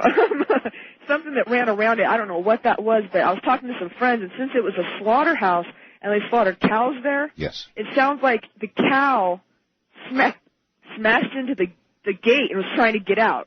You know what I mean? You know how something goes boom and it smashed into it and was shaking it back and forth. That's the only thing I can think of. Do you think... Maybe a cow trying to get out, you know? Do you think animals have souls? I didn't used to, but there's another... Can I tell you something else real quick? I was in my apartment one time, and I was sitting there. It was 8:30 at night, and I was reading a book. And I was wide awake, okay? And my boyfriend's in the living room watching TV, and I looked down at the end of my bed, and something, I couldn't see it. 4 little paw prints jump up on the bed like a kitten or a puppy, starts running towards me, and right when it got to my leg, it disappeared. I go, what the hell was that? So I know that wasn't a person. It was obviously a little animal. So I'm assuming that I guess they do. I mean, I don't know if they have souls. I really don't think they do. But I don't know. Maybe animals are like that, too. They don't know if they're dead or not. Maybe they don't. don't. That has 9 lives. All right, thanks for the story. Yeah. Yeah, have a good night. Oh, I think they have souls. I do. And I know all the arguments that would suggest it can't be, isn't, and the Bible says it cannot be so, and so forth and so on. But sorry, I believe differently. I think animals do have souls. I've always thought that. And if you're a real animal person, whether you're a dog person or a cat person or, kangaroo person, whatever it is you fancy, then you know that all animals have separate, distinct, discernible, unmistakable personalities, real personalities. They have passion. They have love. They have dislikes. They have so many measurable things. They may not have speech, but that's okay. They don't have to talk to you most times for you to understand what it is they think or want or feel. And with so much, with emotions, with so many identifiable intelligence-like traits, well, I think they have souls. I've always thought that, and I suppose I always will. But moreover, I think I have encountered the ghosts of animals. I'm Art Bell. This is Coast to Coast AM. If you just tuned in, this is Ghost to Ghost. All we do is tell ghost stories all night long, a long tradition on this program. I don't even know how long, maybe well over a decade now. Real ghost stories. I will only take the very best ghost stories, so unless yours is a real hair raiser, just don't bother. Sit at home and listen on the radio, and those with the stories that will bring us out of our seats or keep them in them, only those need call. First-time caller line, you're on the air. Hi. Good morning. Good morning to you, sir. Where are you? What's your first name, and where are you? My name is Steve, and I'm from Union, Missouri. Okay, Steve. I just, last June, my family and we moved into a house that we rented. It was an older house, and I guess we were there for about a week. And I was sitting in the living room one night, and the living room had a shot you could see to the kitchen door. And I was sitting there, and I looked up, and there was this smoky gray figure of a man. And he was standing there. Now, I'm never one that ever believed in ghosts. So I looked down, and I was telling myself, well, when I look up, this thing's going to be gone. So So I look back up, and the thing walks into the room. Okay. It stands in the room for a couple seconds, and then it just like dissipates and disappears. So I don't want to be one of these people that run out of the house screaming in the middle of the night. So I get my kids, and I'm trying to do this real calmly, and we get to the front door, and I'm closing the front door, and up from the house comes this horrible scream. It was a male scream. Okay. So we left the house that night. I had a business trip, so I was gone for about a week. And when I came back, of course, I had talked myself out of it because I didn't believe in these things, and was hoping maybe it was a first-time incident, whatever. So we went back into the house. We had been there for a night, and it was one evening. Now, why would you go after a scream? Well, no offense here, but I mean the scream would have done it for me, and yet you went back in the house. I did go back. How did you reason that one out with yourself? Well, there was a lot of reasons. The financial reasons were one. Yeah, I understand those. Yeah, it's like you just move. You're hoping the best, right? Yeah, I'm with you. Okay. We went back in, and it didn't sound anything like this, did it? Listen.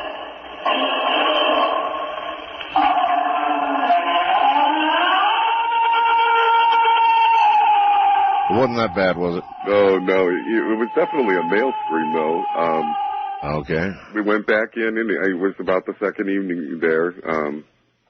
I was actually talking on the phone, and the door started rattling. I mean, actually rattling like somebody was rattling. I thought it was the kids playing, even though they had been sent to bed. Right.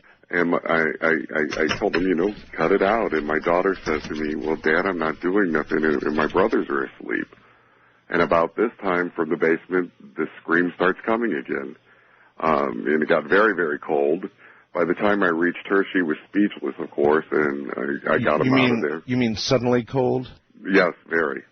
It was definitely cold. And by the time I got to her, she was speechless. I got him out of there, and we stayed there for that was the last night that we ever spent there. And it was about 2 weeks later we moved again. Never experienced anything like it before. With some financial loss, I'm sure. Yeah, there was some financial loss, but peace of mind overruled that. and living. Yeah. All right, sir. Thank you very much. Yikes. Yeah, I understand that. I mean, you say I wouldn't go back in, but there are a lot of times you move and you just barely make it into the new place, and God, you wouldn't want to give it up because you were scared, would you? So, I say, hey, take off, that's that. But in reality, in the real world, you'd probably go back into that house. Rather than having to move, you'd somehow rationalize it in your mind, and you'd go back in. Once. Wildcard line, you're on the air. Hello. Good evening, Mr. Bell, and everybody else in Radio Land. Yes, sir. How are you doing this evening? All right. You know what, I have to say that this is kind of the lamest Ghost to Ghost I've heard so far.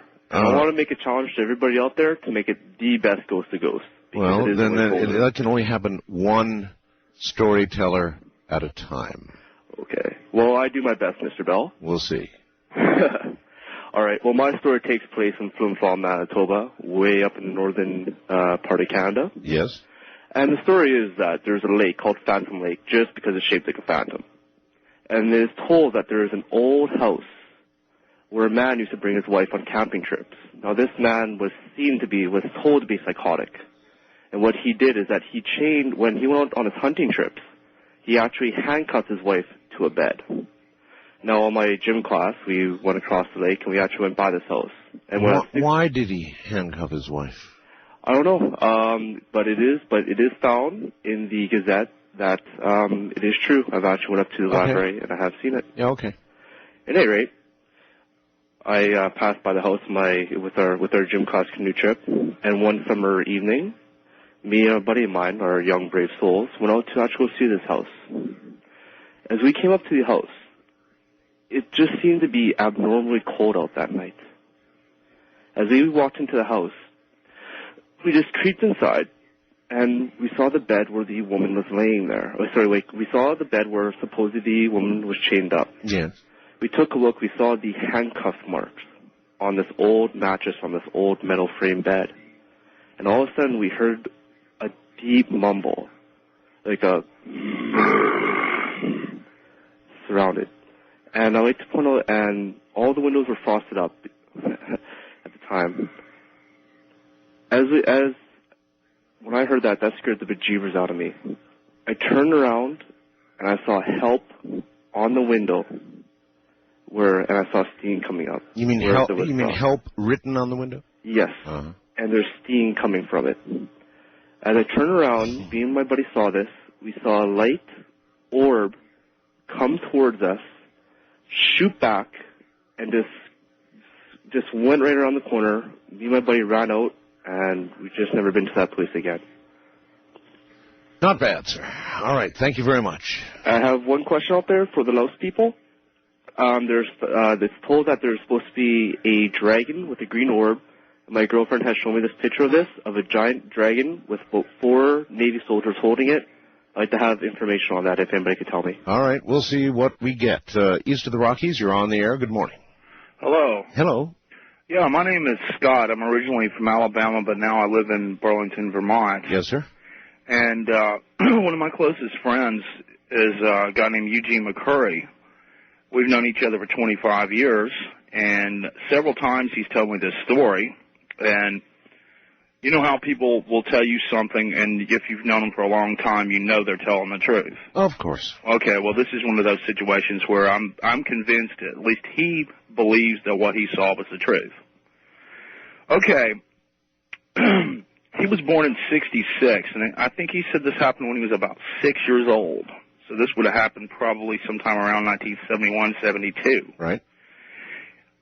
He had a real poor family, and at that time they were doing a lot of farm work, like picking peas on people's farms, you know? Sure. And he was too young to work. And they, at the time, were living in this place in South Alabama, a little country place with the name of Nyota. And apparently, his family were out in the fields picking peas, and he was standing along the side of this field, and he saw what he claimed were the apparitions of 2 headless men dressed in black suits walking across the field directly at him. Headless men. 2 headless men dressed in black suits, probably like undertakers is the picture I have in my mind, yeah, walking across this field straight toward him. Just totally, scared him out of his pants. Sure. And then they vanished. And he's told me this story on several occasions. You know what I would think if I saw that? I would think it was death coming for me. Oh, I tell you, of all the apparitions, me personally, of all the apparitions that I could possibly see, the idea of somebody with no head is just absolutely the most terrifying. That's headless is definitely not good. Oh, yeah, you hear these stories about Anne Boleyn in the Tower of London walking around without her head, it just gives me the creeps. Yeah. But that's to me, that's a very terrifying story. Would have done it. Yeah, would have done it for me too, sir. For the authenticity of that on several occasions. I wish he was here to verify it, but I swear to God, I'm telling you the truth. I'm sure you are. Thank you very much. All right, yep. Headless. Why would something appear to us? Why would a spirit appear to us in a headless form? I can only think of a few reasons. Either as a poltergeist screwing around with us, trying to scare the hell out of us, which it certainly would succeed. Or it could be, as I suggested, I might have guessed, that death was coming for me. 2 headless horsemen, right, in suits. Coming for you. And then what other possibilities exist out there? That there is some form of death where headless beings live? Rather not think about that one. West of the Rockies, you're on the air. Hi, my name's Robert. I'm from Temecula, California. Hi, Robert. Originally, I was born and raised in Portland, Oregon, and I lived in a small city outside of Portland called Milwaukee. And when I was probably about 6 years old, my parents had rented this house out in Milwaukee. And for the first time that we came up to the house, we kind of knew that there was something odd about the house. My dad could feel it, and I could feel it, but just me and him were the only ones in my family that could feel it. I had an older brother and a younger sister. And we we were locked into a year lease on this place. We couldn't get out of that lease, so we were pretty much stuck there for the year. And during that year, I saw this thing, and to me, it was clearly, truly just pure evil. What kind of thing? It seemed like almost like a demon to me. It wasn't. I never considered it a ghost, a shadow person, or an angel. Well, maybe it was not a ghost. It could have been evil. It could have been evil. But can you describe with any better detail? Yeah, this thing used to hang out in my bedroom window at night, and he would sit there all night long watching me. How did you stand that? Well, I wasn't scared of it. At 6 years old, you pretty much got an open mind in certain things. Yeah, but 6-year-olds can feel evil, too. Yeah, well, I knew it was evil. I knew it was bad, but I knew I was safe as long as I was in my room. And I knew that this thing would not enter the house unless it seemed like it had been invited into the house. Uh-huh. You know, but it was out there. Waiting. Yeah, it was out there waiting. Maybe for an invitation. Yeah. I got you, sir. Thank you. There was an interesting, somebody sent me an interesting fast blast from, I think, the Chicago area. Yeah, here it is. Mandy in Chicago says, can't call at work. I saw, this is tonight, I saw a burly man dressed as a lumberjack, flannel cap, suspenders, at my window, looking in, seemingly tired and lost. And then she adds, I'm on the 9th floor of a high-rise. First-time caller line, you're on the air. Hi, Art. This is Nathan from Sacramento. Welcome. Thank you. I've listened to your show for a long time and Ghost to Ghost for a lot of years, and finally I'm calling in with a story. Yes, here you are. Great. This happened to my family, about 15 years ago when my daughters were about 4 years old. And my ex-wife and I sublet a house for the summer. And shortly after we moved in, we started, my ex and I argued a great deal, and our daughters started having nightmares. And they would tell us that both of them had the same dreams on different nights, and would tell us that they saw a red lady in their room. A red lady? Red lady. This woman that was all dressed in red. Huh. And this went on for the whole time we were there. And shortly before we moved, we were talking to the neighbors trying to figure out what was going on, because it was clear that there was something there, some energy in the house. Sure. And found out talking to the neighbors that the original owners of the house, this was not a real old house, it was about 10 years old probably, the original family, the wife had committed suicide in the children's room, had cut her wrists, and that when one of the children came home from school that day, they found their mother in their bedroom covered in blood.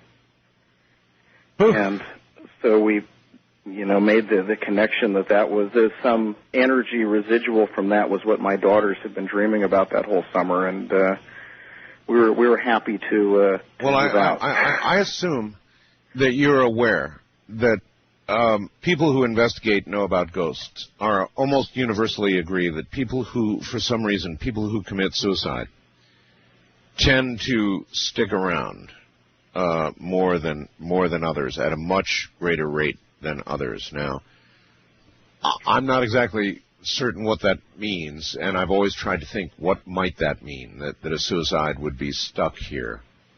There's some sort of course, biblical, I think, prohibition against taking your own life. So, it may mean that for a while you don't get to go where you're supposed to go otherwise. It could be. It could also be that just the energy of such things are so intense and so horrible that they imprint themselves on the place for years after. I think that I would rather believe that explanation.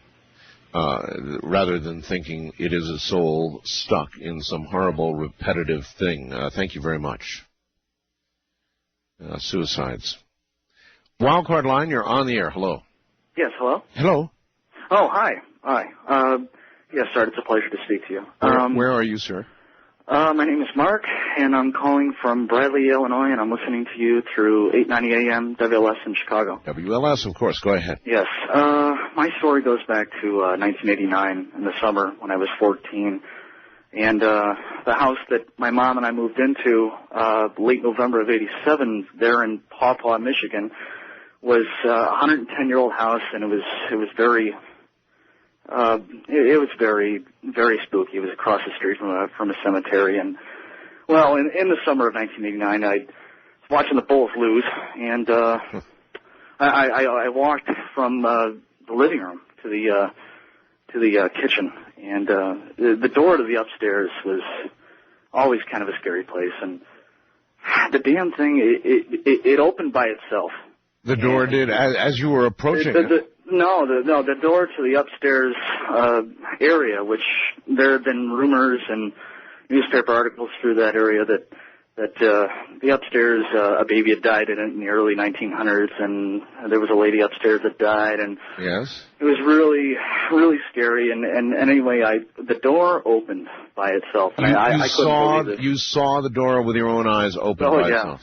Oh, yeah, no doubt about it. So, like, come on in, bud, right? Oh, yeah, and it was... Listen, I've got to take a break here.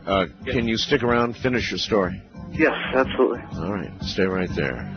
It's a good place to leave it, where the door opens by itself. I've seen the movies. I know what that means. You go through, and you're a headless guy in a suit. From the high desert. This is Ghost to Ghost AM. I'm Art Bell. Back into a Halloween night, and back to you, caller. You're back on the air again. Yes. So there at that point, I looked up to the stairs, and well, there was a woman on a cross down on me. Did you say on a cross? Yeah. It was bad. It was really bad. It was so bad I urinated in my pants, and I went into the bathroom and prayed, pretty much. So yeah, it'd be about all you could do. Well, I was scared, but So, make a long story short, the weird thing about the whole piece of property was, we were renting at the time. Let's see, I got kicked out of this place because my mom, her boyfriend and stuff, and I left in 91 when I was 16, and it took about 2 years for the house to be sold by the landlord, and the guy who moved in demolished the 110, 115-year-old house. He built a new one. And the weird thing is that he got married or was already married, had a kid, a baby, who coincidentally lived in right around the same area upstairs. And during that time when he moved in, he tore down he ripped out about 50 to 100 trees that were pretty much kind of considered sacred. These were old trees, 100, 150 years old. And right. It's almost as if... there were rumors, just all kinds of scary rumors going around through the town, and the baby died of cancer, his wife died of cancer, and the last thing I heard was the guy just picked up and left. Wow. And it was bad. He was trying, maybe all this time in tearing down the house, in building a new house, then in tearing down trees, he was trying to stop whatever it was. Had that occurred to you? I don't know. I don't know, but I know that, it was just downstairs. We had a cellar, and we'd hear strange things at night, and at one point when I was seriously depressed as a teenager living there, I asked for a spirit to come down and try to help me, and I kid you not, Art, I heard footsteps at one point coming down the stairs, coming to help me. And then at that point I thought it was the devil, and I asked for it to go away. And it went away. Yeah. At one point, I was so seriously depressed that and it's going to sound bad. It's going to sound really bad, but it's the absolute truth. I asked the devil to help me. Do you think the devil helped you? He was offering to help. Something came walking down the stairs, and I absolutely prayed for it to go away. I see. So what you asked for help was the devil, and when it began to approach, when it started walking down the stairs, I got completely scared. Completely scared, and That's called a foxhole conversion. Thank you very much. But I don't blame you. This is something I've never understood of people who make deals with the devil. Never have understood it, never will. If you conclude there is a devil, there is a dark, evil force with which you can bargain if you so desire. Once you have realized that such a force exists, then in your mind, how can you not realize that the opposite force exists, thereby immediately understanding the magnitude of the decision you're about to make, the bad decision you're about to make, that will bear on eternity for you. And so once you realize the one, how can you not realize the other? East of the Rockies, you're on the air. Hello. Oh, hello. Hi. Art, hi. How are you? Fine. What is your first name and where are you? Mike from Sarasota, Florida. Okay, Mike. This happened when I was about 5 years old, and it was kind of like a nightmare the way you remember it, but it actually happened. And I was laying in my bed, and my parents were in the living room, and all of a sudden I felt this this presence like everybody talks about, and something like staring at me, and I looked out the window from my bedroom. Yes. And there was you've been calling them shadow people. There was a shadow, the head of a person. And this was like in '66. You know how they wore the men would wear those hats and the long coats? It was wintertime. Yes. That's what he was dressed in, and that's all you could make out. Anyhow, I just laid there for I don't know how long, and I finally was able to just scream. And my parents came running in, and they were like, "What's wrong?" I was saying, there's a man at the window, And my parents, ran over, and like I said, it was wintertime. All the windows were frosted up, but my window there was no frost on it. Huh. And so they went to the front door, and across the way was a schoolyard. And they could see the figure of this man, like I described, going across the schoolyard. So my dad went out after him, and he'd gone around the corner. My dad was going to, follow his footprints, and there weren't any. But what's really strange about it is, that was pretty scary for me. But my wife is the one who wanted me to call because she found out we've been married 10 years, and 10 years ago, my mother told my wife, which she'd never told me. A week before that had happened, my parents, tucked me into bed, and they came in like 20 minutes later to say goodnight. Yes. And I wasn't there. And they couldn't find me. And you weren't there? I wasn't in bed. So they thought maybe I'd gotten up to, go downstairs and play or something. They looked all over for me. They couldn't find me. And like I said, this was a little bit before this had happened. So it was winter. And they looked all around for like 3 hours. And you weren't there? No, till 1 in the morning. My father finally happened to look up. I was sitting on the roof of the house. And, there was no way I could get up on the roof. There was no ladders around or anything. I was just sitting there. What do you think happened to you? I have no idea, but Have you considered the possibility that you were abducted? Yeah, I thought you might say that because my wife and I have listened to you for a few years. Yes. Then you know how I think. Well, the thing about street lights, going out. Yes. To the point of like people that are with me for any length of time will comment like, it's so strange when I'm with you. Yes, I've heard this from so many people, sir, that streetlights extinguish and or go on as you walk down the street. I'm familiar with the phenomena. Some people will attempt to explain it by explaining there are certain there's a certain kind of streetlight that does that, but I've never seen one. Never. West of the Rockies, you're on the air. Hello. Hi, my name's Patty. I'm calling from Northern California. Hi, Patty. Hi, and I listen to you on KDAC. All right. And my story's not really that scary. We've had some scary encounters, but it's kind of interesting. Many years ago, I lived with a truck driver named Richard, and he was a real good stepdad to my kids, and especially my oldest son was really close to him. So even when we split up, we all stayed good friends. But he had some problems, and he took his own life. Oh. And this was some time ago. But, maybe about a year after that happened, my kids and I were living at a isolated ranch in Colorado. And it was like a 800-acre ranch on the edge of a wilderness area. I mean, we were way out in the boonies. And we were 30 miles from the closest grocery store. And one night, we were sleeping, but my oldest son was 15 at the time, and he was awake. And he said he hears this truck, this diesel, come up our driveway. And he thought maybe it was a hay truck or something that had gotten lost looking for a ranch or something. Yeah, diesel is unmistakable.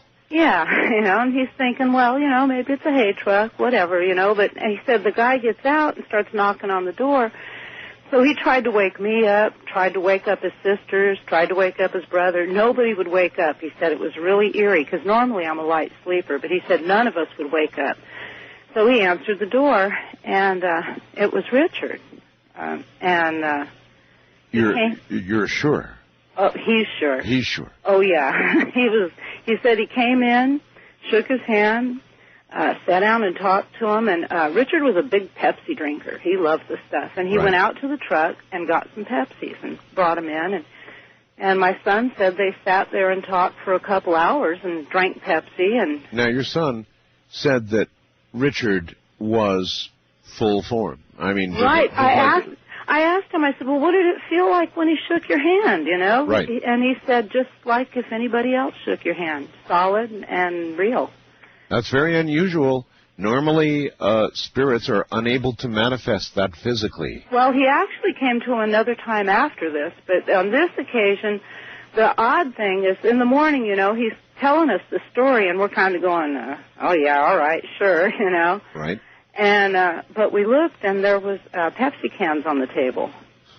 And like I said, this is we were 30 miles from a store that was, even if there would have been one open, at this time of night. Yep. Well, again, there's something about those who take their own lives. I don't know what. I just know there is something different, and by percentage, there are many more of them than of others, and I don't know what that means. Yeah, well, he really identified with his job, too, so I wasn't surprised that he came in his truck, Well, it's good to know there's diesels on the other side. Yeah. Thank you. Okay, good night. Good night. Take care. There just is something about those who take their own life. They're in for a bit of a different ride, I suspect. You're not supposed to do that. First-time caller line, you're on the air. Hello? Hello? Yes, ma'am, you're on the air. Hi. Hi. My name is Debbie. I'm from Eugene, Oregon. Yes, Deb. I'm originally from Portland.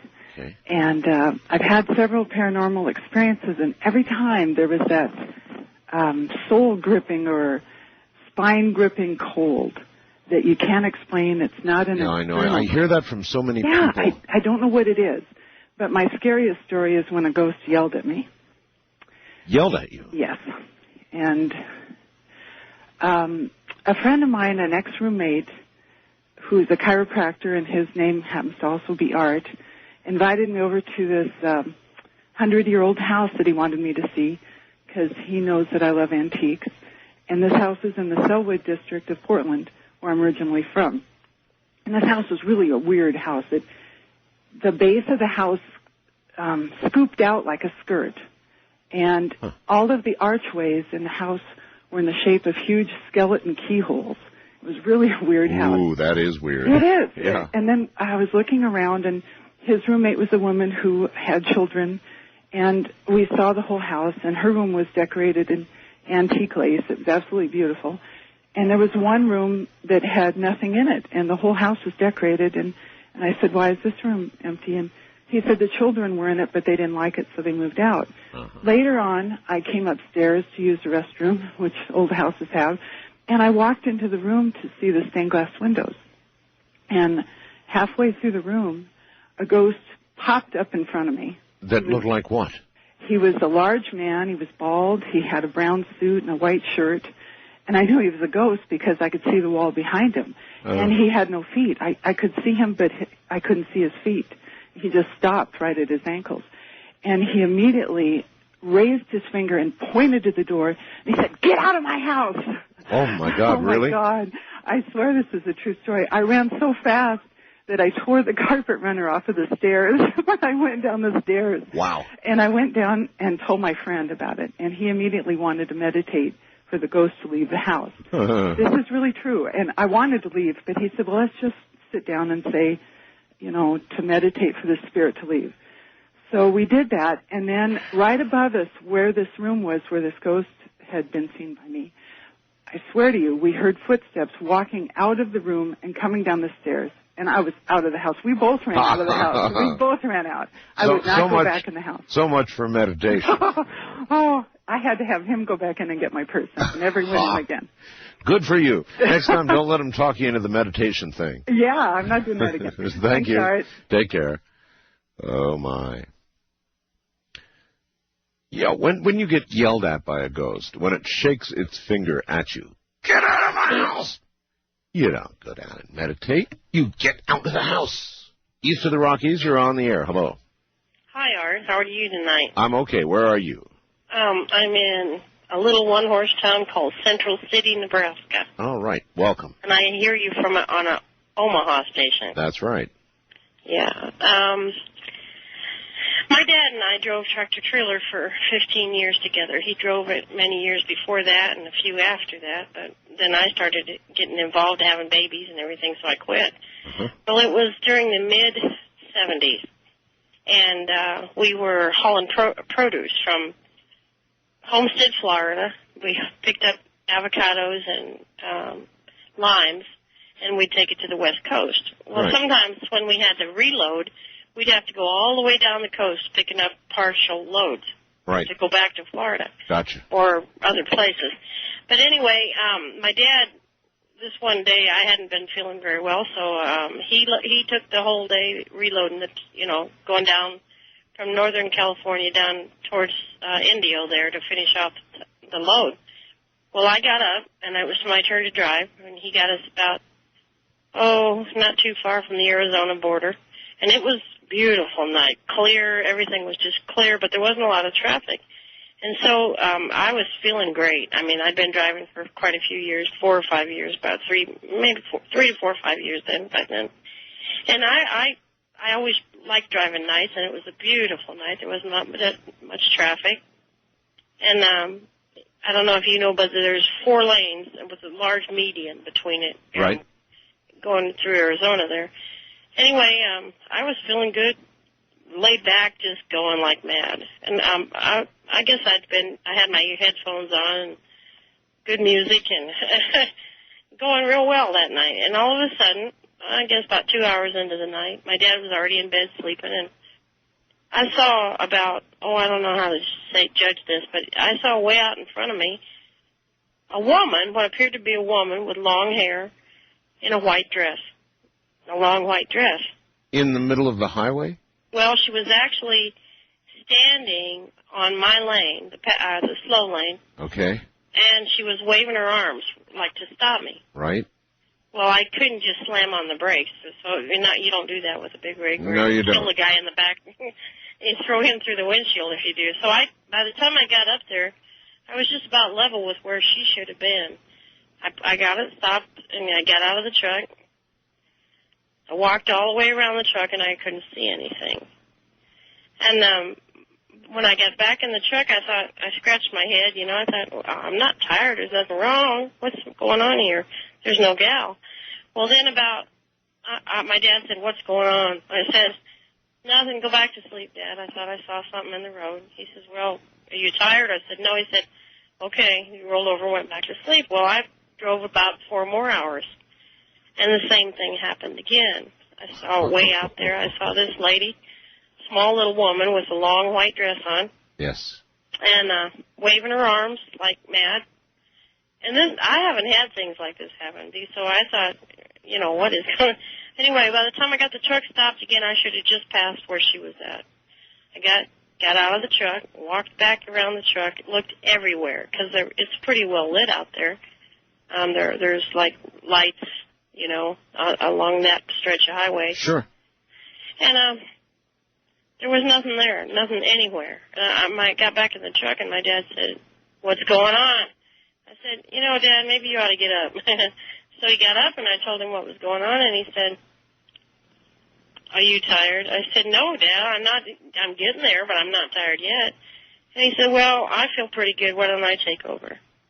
I said, "Well, okay, but I'm not going to go to bed. I'm going to sit up for a while." Okay, we don't have much time here. So he went on down the road, and he hadn't been driving but maybe an hour and 40 minutes or something like that. Came upon a crashed car in the middle of the median. Yes. A gal in a wedding dress broke her neck. Dead. The car was upside down. Oh, my God. That was scary. That's your version of I See Dead People. Once again, into a Halloween night, 2001. Hi there, what is your first name and where are you, please? Hello? Hi. Yes, hi. Hi there, this is Matt calling from Temecula, California. Yes, Matt. A couple years ago, my wife and I were house sitting for her parents. Now, mind you, this is the house that she grew up in. Sure. And what was going on is it was late at night, maybe, I guess, about midnight.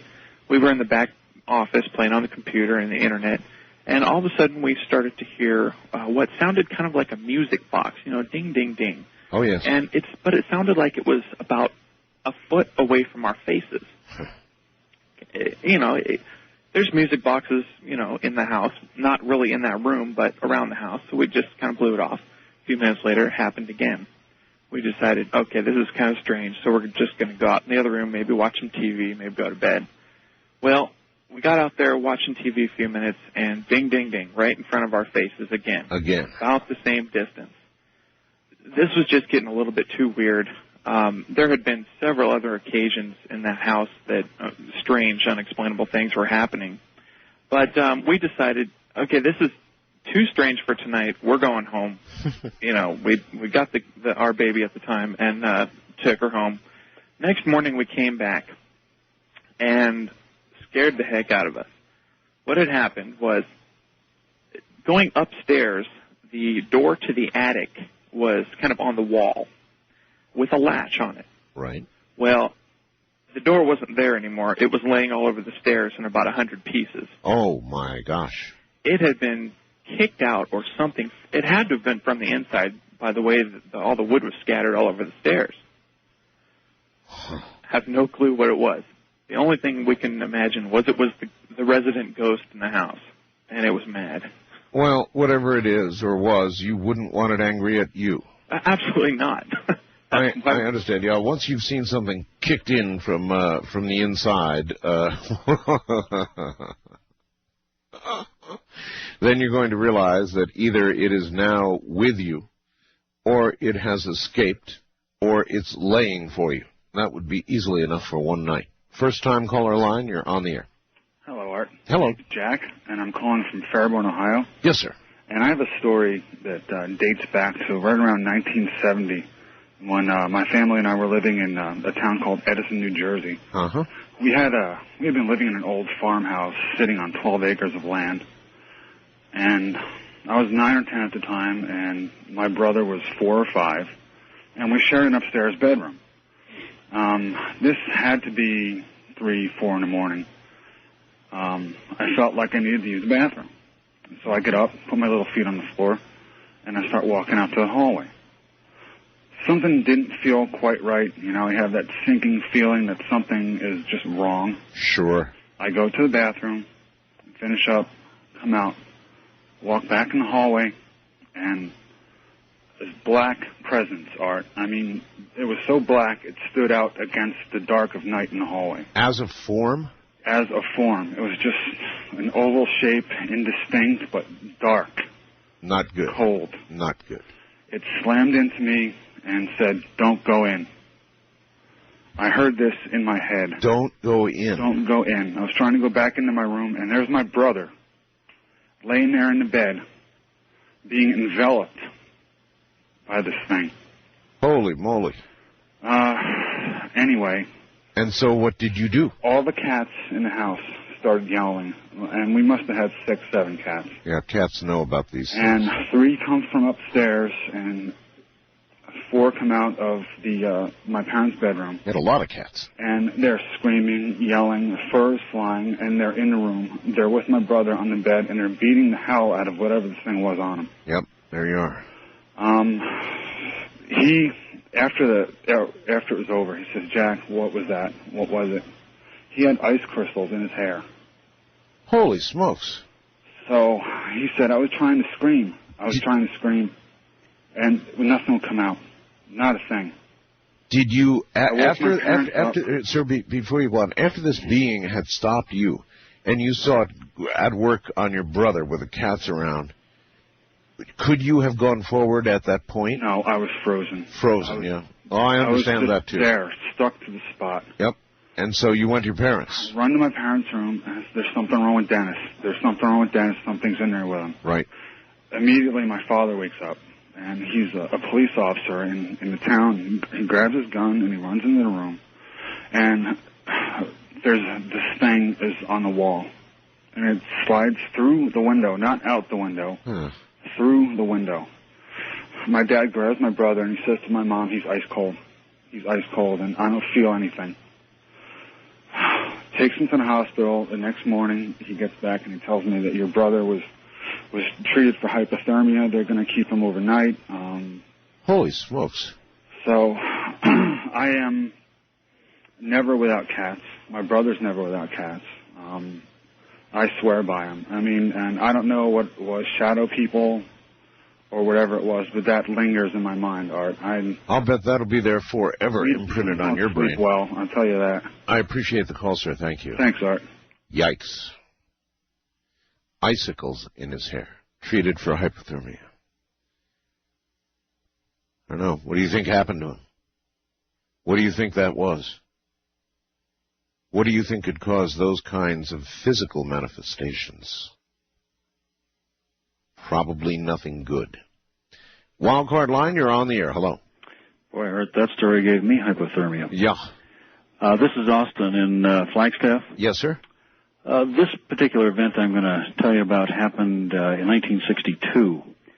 It was right after I graduated high school. It was the summer after graduating, and I just bought my first car, which was a 1959 Renault Dauphine. I don't know if you remember those. We all remember our first car. Oh, yeah. Well, it was about the size of a VW Beetle, except it wasn't quite as stable. But being this wild-haired 17-year-old, I drove this thing around town like it was a Porsche. Oh, yeah, it's a car, you know. Yeah, well, it was a lot of fun. One night, a buddy of mine and I were cruising around out in La Habra, California, near where we lived, and he said, oh, why don't we go out to Sleepy Hollow? And I said, what the hell is Sleepy Hollow? He says, well, it's a place out in Brea. So the next thing you know, this is right around midnight. We're driving down Brea Canyon Boulevard. This is in the boonies in those days. It's probably all houses by now. Sure. But we're going down the road a couple of miles. He says, hey, that dirt road up ahead, turn off to the right. So I stop and I turn off onto this dirt road, and we start going up into the hills. And there's just a few cabins there, and the road is so narrow that if another car had been coming down, we would have no way to pass, because it's very, very narrow and very rocky, and it's just a dirt road. And you can see everything that's there. It's just a few houses scattered here and there, and there's only one road in, and that's the only road out. And finally we get up to the top of the hill, and the road suddenly makes a jog to the left, and we empty into this open rectangular area that's about 80 feet square. And right there in front of my headlights is parked a 1939 Cadillac hearse. Well, I can't even imagine how that Cadillac hearse would have even gotten into such a small passageway. Right. But the hearse wasn't even what I was thinking about at that moment, because right there, dead centered in front of my headlights, is the Phantom of the Opera. That's the only way I can describe it. If you remember what the Phantom of the Opera looked like in the old movies. Oh, sure. The sunken eyes, yes. the hollow cheeks, the white, pale complexion. And these huge black pits for eyes are staring right into my headlights with what I can only describe as unflinching menace. Well, it took me about 3/4 of a second to turn that Renault Dauphine around in its tracks. Yes. And I raced back down that dirt road until I got back to the pavement. We jumped out of the car. I opened I popped the front hood. I grabbed my tire iron. And by this time, we're starting to recover a little bit from the initial shock. And I said, let's go back and take another look. Oh, no, that's where, all right. And I'm thinking, this has got to be a prank. This is somebody playing a gag. You know, this can't be real. Okay, I'm coming back to reality here. We turn the car around. We drive back up the dirt road, very carefully, watching everything along the way, just in case we're going to run into this thing prematurely. Right. We get to the top of the hill. We make the left jog. We come into the opening, and there's nothing there. Nothing? Nothing. No Cadillac? The Cadillac is gone. Now mind you, this rectangle is completely encased on all four sides by trees and brush. It's very heavily brushed. And there's only this one little entrance in and out. So I pulled into the center of the area. We got out of the car. Yes. We looked around on the ground. I could see my Renault Dauphine tracks in the dirt where we had spun around. We walked over to where the hearse had been parked. No tracks. Nothing. My friend walks over to me and he looks me in the eye and he says, Austin, I think maybe this is an omen about your driving. About my driving. And I just laughed it off. We got back in the car. We started driving back down the dirt road. We got back onto Brea Canyon Boulevard. We went about a mile, driving as I always normally did. We hit this particularly tricky turn, and the car flipped over 3 times. Wow. What a story. You swear that's true? I will send you signed affidavits from the people who were there, from the witnesses. My best friend, Campbell Stark, was with me. I mean, in fact, this is one of the stories that's going into a book I'm writing. That's a hell of a story. I don't know what to tell you. I appreciate your call, sir. Thank you. Thank you. Boy, I've got to think about that one a little bit. That's a pretty stark warning. Phantom of the Opera right in front of you with a hearse. Yeah, you could take that one as a warning, couldn't you? One thing I forgot to ask. Wonder if his driving improved. East of the Rockies, you're on the... Well, he's still here. You're on the air. Hello. Hi, my name is Rosemary. I'm from St. Louis, Missouri. Hi, Rosemary. How are you?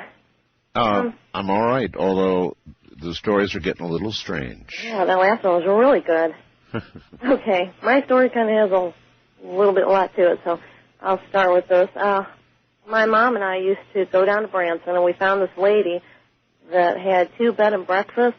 Right. And she had one in town on the Strip, and then she had one out of town in Walnut Shade on the outskirts of Branson. And we stayed in that one a lot because it was nobody else would stay out there, and it was private. So one morning, I wanted to sleep in. My mom went into town, and I had gotten up after she had left, and I was downstairs in the living room playing on the couch with my Barbie dolls, and all of a sudden the fireplace doors started to open and close. And it was a little windy outside, but I mean, these really opened to close. You mean, what kind of fireplace doors? The type that, the folding kind. The folding kind? Opened and closed? Uh-huh. And this was I could imagine one or the other depending on a draft, but not opening and closing. And that's what it did. And this was a really old, cool house. And I thought, well, shoot, maybe it was a draft, but no. I said, if something is in this room, then move the handles on this. I had a shopping bag on the coffee table. Yeah. I said, move the handles on this shopping bag. And all of a sudden, it moved the handles back and forth and back and forth. And I scrambled up those stairs to the top bedroom like you've never seen anybody run before. I sat up in that room, and I looked out the window over the driveway, and I thought, I knew exactly at 1 o'clock my mom would come back from in town. It wasn't 1 o'clock yet, And there's a bathroom upstairs, and the toilet kept going off and on and off and on, and these doors between the rooms kept opening and shutting. Oh, my. I thought, well, maybe I'll run back downstairs. But I went out into the hall, and I looked into the stairwell, and there was something that looked like from Scooby-Doo, an orb-like, just glowing on the wall. I ran back into the bedroom, and I waited till 1 o'clock, and 1 o'clock on the dot, she pulled in that driveway. I ran down those stairs through that orb so fast. Through the orb? It was like right above me. It probably could have touched my head. I just didn't even care. I ran down those stairs, opened that door. I was crying, and she wouldn't believe me. I understand. Now, But come to find out that the house in town that this lady had in Branson, there were many stories that people had seen things in that house, but nothing had ever been seen out in the house. you realize, other than this audience perhaps, there are a lot of people who would say, what a bunch of baloney. Oh. But, you know, once you've seen it yourself, you don't have any more questions. I mean, you don't doubt for 1 second, do you? No. I'll tell you something else, Art. That night, because we had another night in that house, Mom snored, so I had to sleep downstairs in the downstairs bedroom, and I heard moaning behind the bed. And it sounded like a woman who would have like a bad stomach ache. Moaning behind the bed. Yes. No. And, you know, there's really nowhere to go when you're stuck out there in the middle of the night and you're trying to get through another night, so I went and slept on the couch. Well, how come your mom wouldn't believe you? I mean, obviously, as you told this story, she must have understood that you were really terrified, but just figured you had a bad dream or what? She just said I had a wild imagination. I was alone and got scared. Yeah, that's what they always say. How kids do. Yeah, wild imagination. Go to bed. I appreciate the call. Thanks, Art. Thank you. West of the Rockies, you're on the air. Please wait. Hello. Going once. Hello? Yes, hello. Hi. That was once and a half, and you made it. Where are you, and who are you? My name is Arlene, and I'm from Washington. Arlene. Yeah. You're going to have to speak up good and loud for me, Arlene. You're not too strong. I know. You're in the state of, huh? Washington. Okay. Yeah. What happened to you? Well, I began living in a rental home, and it was like the weirdest experience of my life. There were like voices and sounds, you know, coming up from the basement, and it was an unfinished basement, and just like the gloomiest one ever. Arlene? Yeah. You didn't end up going down there, did you? No, I completely blocked it off. All right. I'd sit on my couch. Listen, we've got a break. Can you afford to hold on? Sure. All right. Most go to the basement immediately. Ghost to ghost on a very early Thursday morning. And Arlene is back on the air. Arlene, go ahead. Okay. As I was saying before, I'd hear sounds from the basement and people whispering in there, and they banging on the ceiling, I guess. And what was really strange was whenever I'd go to take a shower, I'd feel like hands touching me, and nobody was in the house at all. Really? Yeah, and then and there was... How old were you at the time? I was 22. Somewhat fetching, I presume.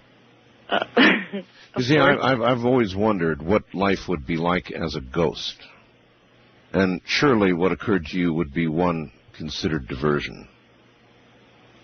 I don't know. It was just really weird. There was like a loft going up the stairs, and every night I'd hear someone or something stomping up the stairs and going into these little loft rooms. And I don't... explain to me something. How could you be in the shower and feel invisible hands touching you? I don't know. It was like a hand was touching me. Stay in that house. Well, I didn't stay long. I had a lease and I had to fulfill it, but long as I understand. as soon Well, as I was up, I was gone. yeah, that's real life. I mean, people have financial obligations, and I always forget about that part. And they have to do what they have to do. Really strange. Thank you. Mm-hmm. Take care.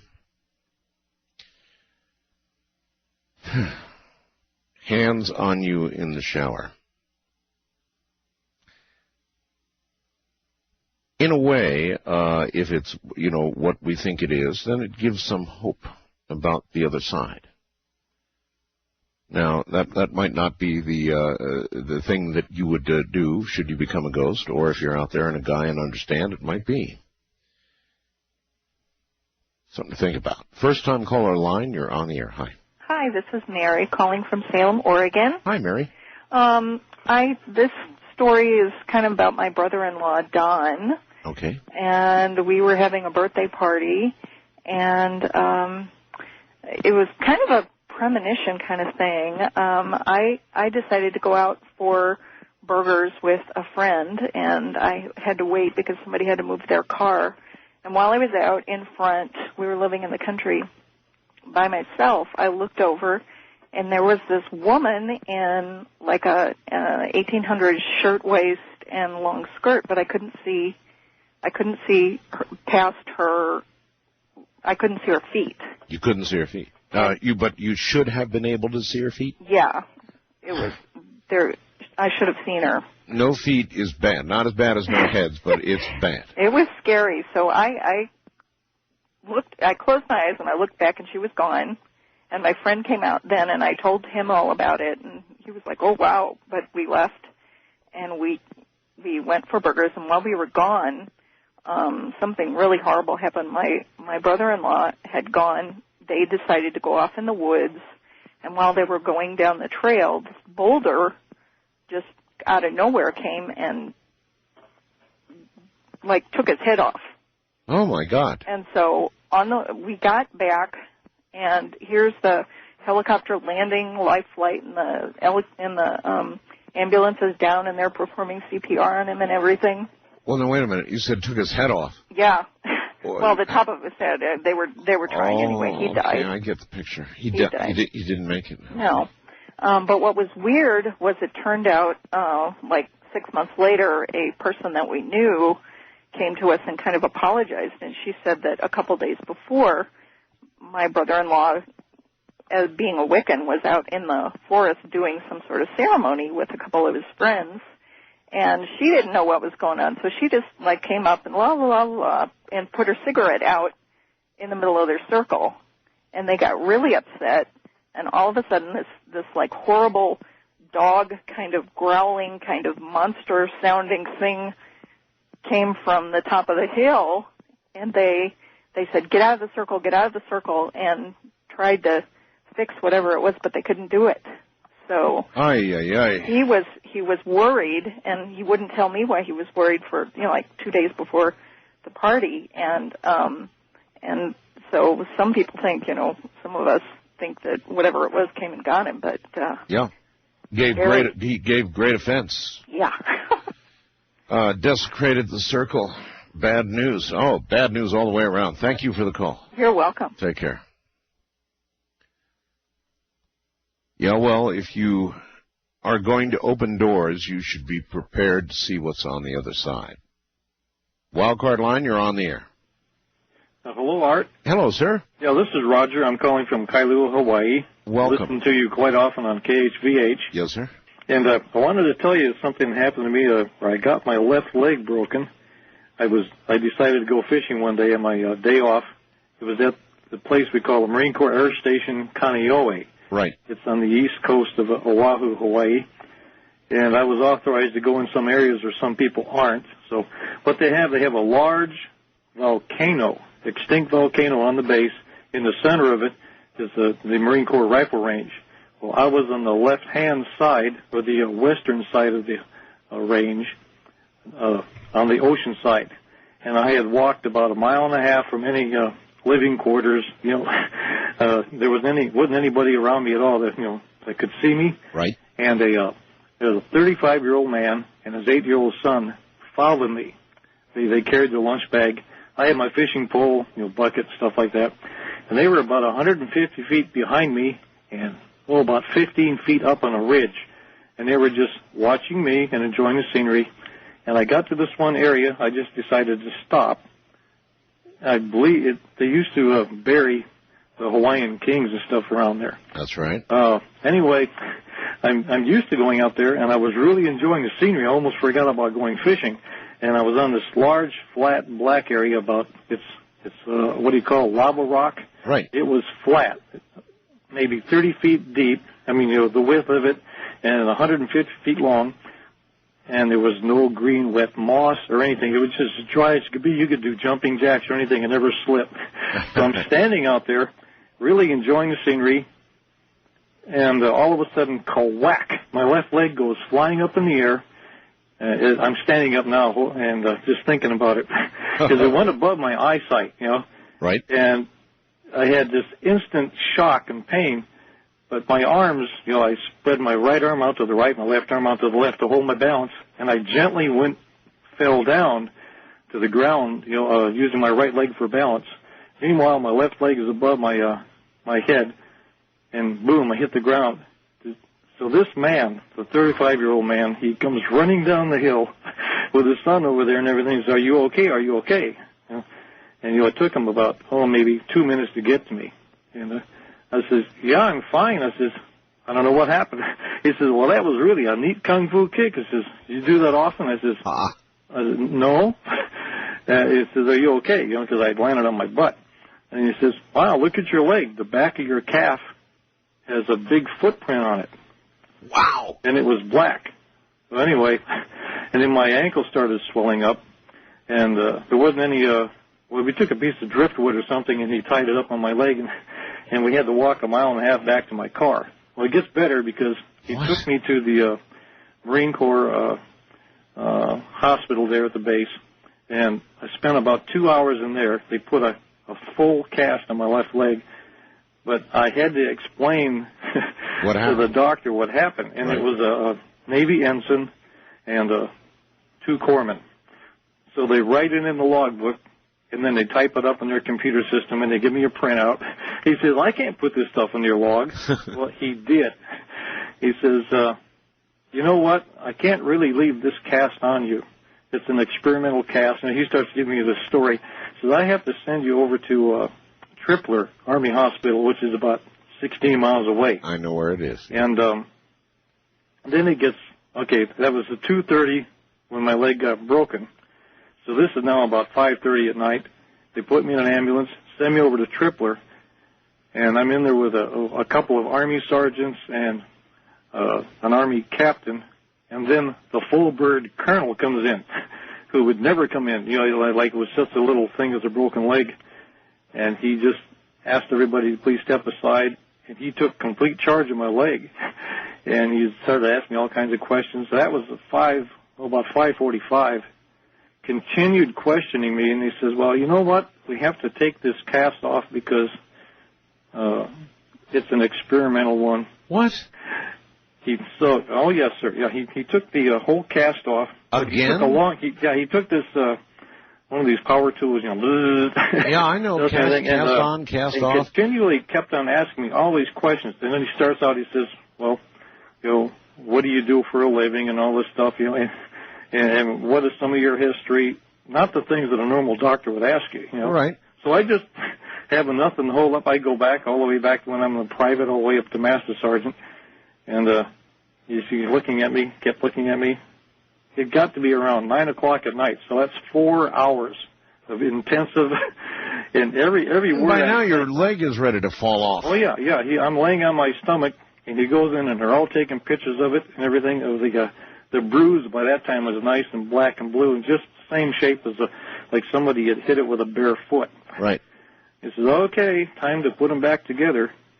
So they come along with this cast, and I can remember right now when he put it on, how this material just gets red hot as it's solidifying on your leg. And it was the exact same material that they put on at Kaneohe. I says, "Wait a minute, you told me this was an experimental cast." I says, "Well, that was just to get you over here. We had to double-check everything." And I don't know what it was that hit my leg what it was that kicked me or anything else. Sounded like they wondered what it was. Well, they were really wondering, and to this day I have no idea. But there was it was a clean break. My leg was broken in half.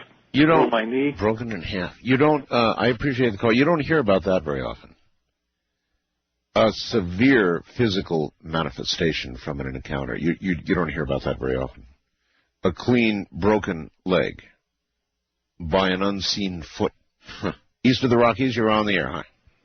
Hi, Art. Happy Hallows Eve.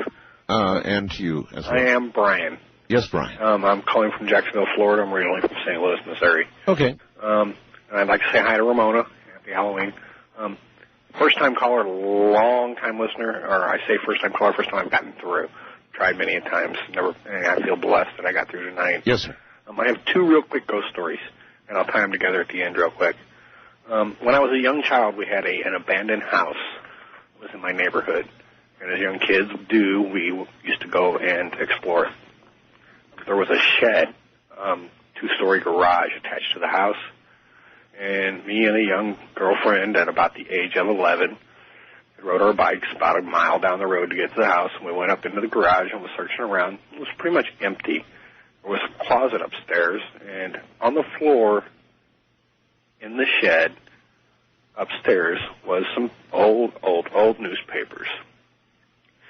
She picks up a newspaper and starts reading an article about how this man had taken a pitchfork and killed his entire family. As she's reading through this article, the door in this little closet upstairs falls open, being pushed open by a pitchfork. We lost it. We were out of there. Yeah. I mean, like, you never seen bicycles move so fast. Pitchforks, we've all seen the movies. We know where they end up. Right. They end up in your chest. But I mean, giving you enough time to look down and see that you have been stabbed by a pitchfork and you are now dying. Right. Yeah. Oh, my God. I mean, it was amazing because, I mean, this entire place was basically cleaned out other than these newspapers on the floor. And, I mean, what are the odds of a pitchfork being in the closet when you're reading this story? Slim and none. Slim to none, exactly. The other story is my grandfather passed away. I grew up in a restaurant, opened in 1945, a family restaurant, lots of beans and chicken. About 2 months after he passed away, me and my father were running the restaurant. I was in the restaurant working. I'm standing up at a butcher block table, carving some beef, cutting a knuckle out of a side of beef. And out of the corner of my eye, I see my grandfather on his tippy toes, as he loved to be at the restaurant, peeking in a pot that was on the stove cooking boiling potatoes. Yes. I looked, I seen him. I looked away. At that time, it hit me like, whoa, no. I looked back, and he's gone, of course. But the way I tie these two stories together is that just seeing what I have seen of, there's been many other incidents where I've seen ghosts and different things happen. Tying it all together is giving me a great peace in knowing that there is some sort of afterlife. There is some sort of spiritual life. That does seem to be the net effect of having seen these things. It kind of ties things together for you. Thank you. Thank you. West of the Rockies, you're on the air. We don't have a lot of time. Hi. Hi, good morning, Art. Good morning. Jeremy from Vancouver. Vancouver, yes, hi. Hi. This happened to a friend of mine in 1987 in Victoria. All right. BC. She had moved into one of those beautiful old Victorian mansions there. And you know how the houses are divided up into suites? I do. Has their own suite. Sure. She had this wonderful clawfoot bathtub, which I had visited her. It was lovely. So she phoned me 2 months later and said that she takes a nice bubble bath every couple nights or so. That she heard the girl next door. I guess the bathtubs are right up against each other in these kind of things. Right. And they do that. They do that for the convenience of plumbing. Yeah, and you know the walls are thin. Sure. She heard her crying in there, sobbing about something. You know, maybe she thought she had broken up with her boyfriend or something. Never really thought anything of it. Right. Well, she has a bath every couple of days or so, and every time, you know, she'd have a bath, she'd hear her crying in there. And this went on for about 3-4 nights. When she started to take her baths, it'd get really cold in the room. Yes. And this was like 4 days went on, and a really bad smell started to come from the other side. And the smell got worse and worse, so oh, boy. She called the caretaker, and the police got into the suite. Unfortunately, the girl had killed herself. She had slit her wrists and neck in the bathtub. Right. But this really spooky thing about it was she had done it 2 weeks previously. Oh, my God. Oh, my. And this is a true story. I don't know if anyone in Victoria is listening tonight. East of the Rockies, call toll-free 1-800-825-5033. Friend Heather didn't last too long in that apartment. She moved shortly after that. But true story. I removed the expletive, but I understand its use. Mm-hmm. Yeah, I mean, holy mackerel. Yeah. Thank you. Disturbing. Thank you very much for the call. And that expletive probably should have remained in because it was contextual. Oh, man. To hear the moaning, perhaps a plea for the body to be discovered, and to hear that after the person had been dead for that long. I don't know. Well, you have now experienced Ghost to Ghost AM. Maybe you're an inch or two farther along the way. You know, and understanding that there really is something on the other side, because there is. If you have not personally experienced it, then if you only believe a small portion of what you've heard tonight, that should be enough. Anyway, that's how we do it. I'm Art Bell. Thank you for listening to The Dark Zone, WCAK 1124 AM's presentation of 2001 Ghost to Ghost. Good night, America.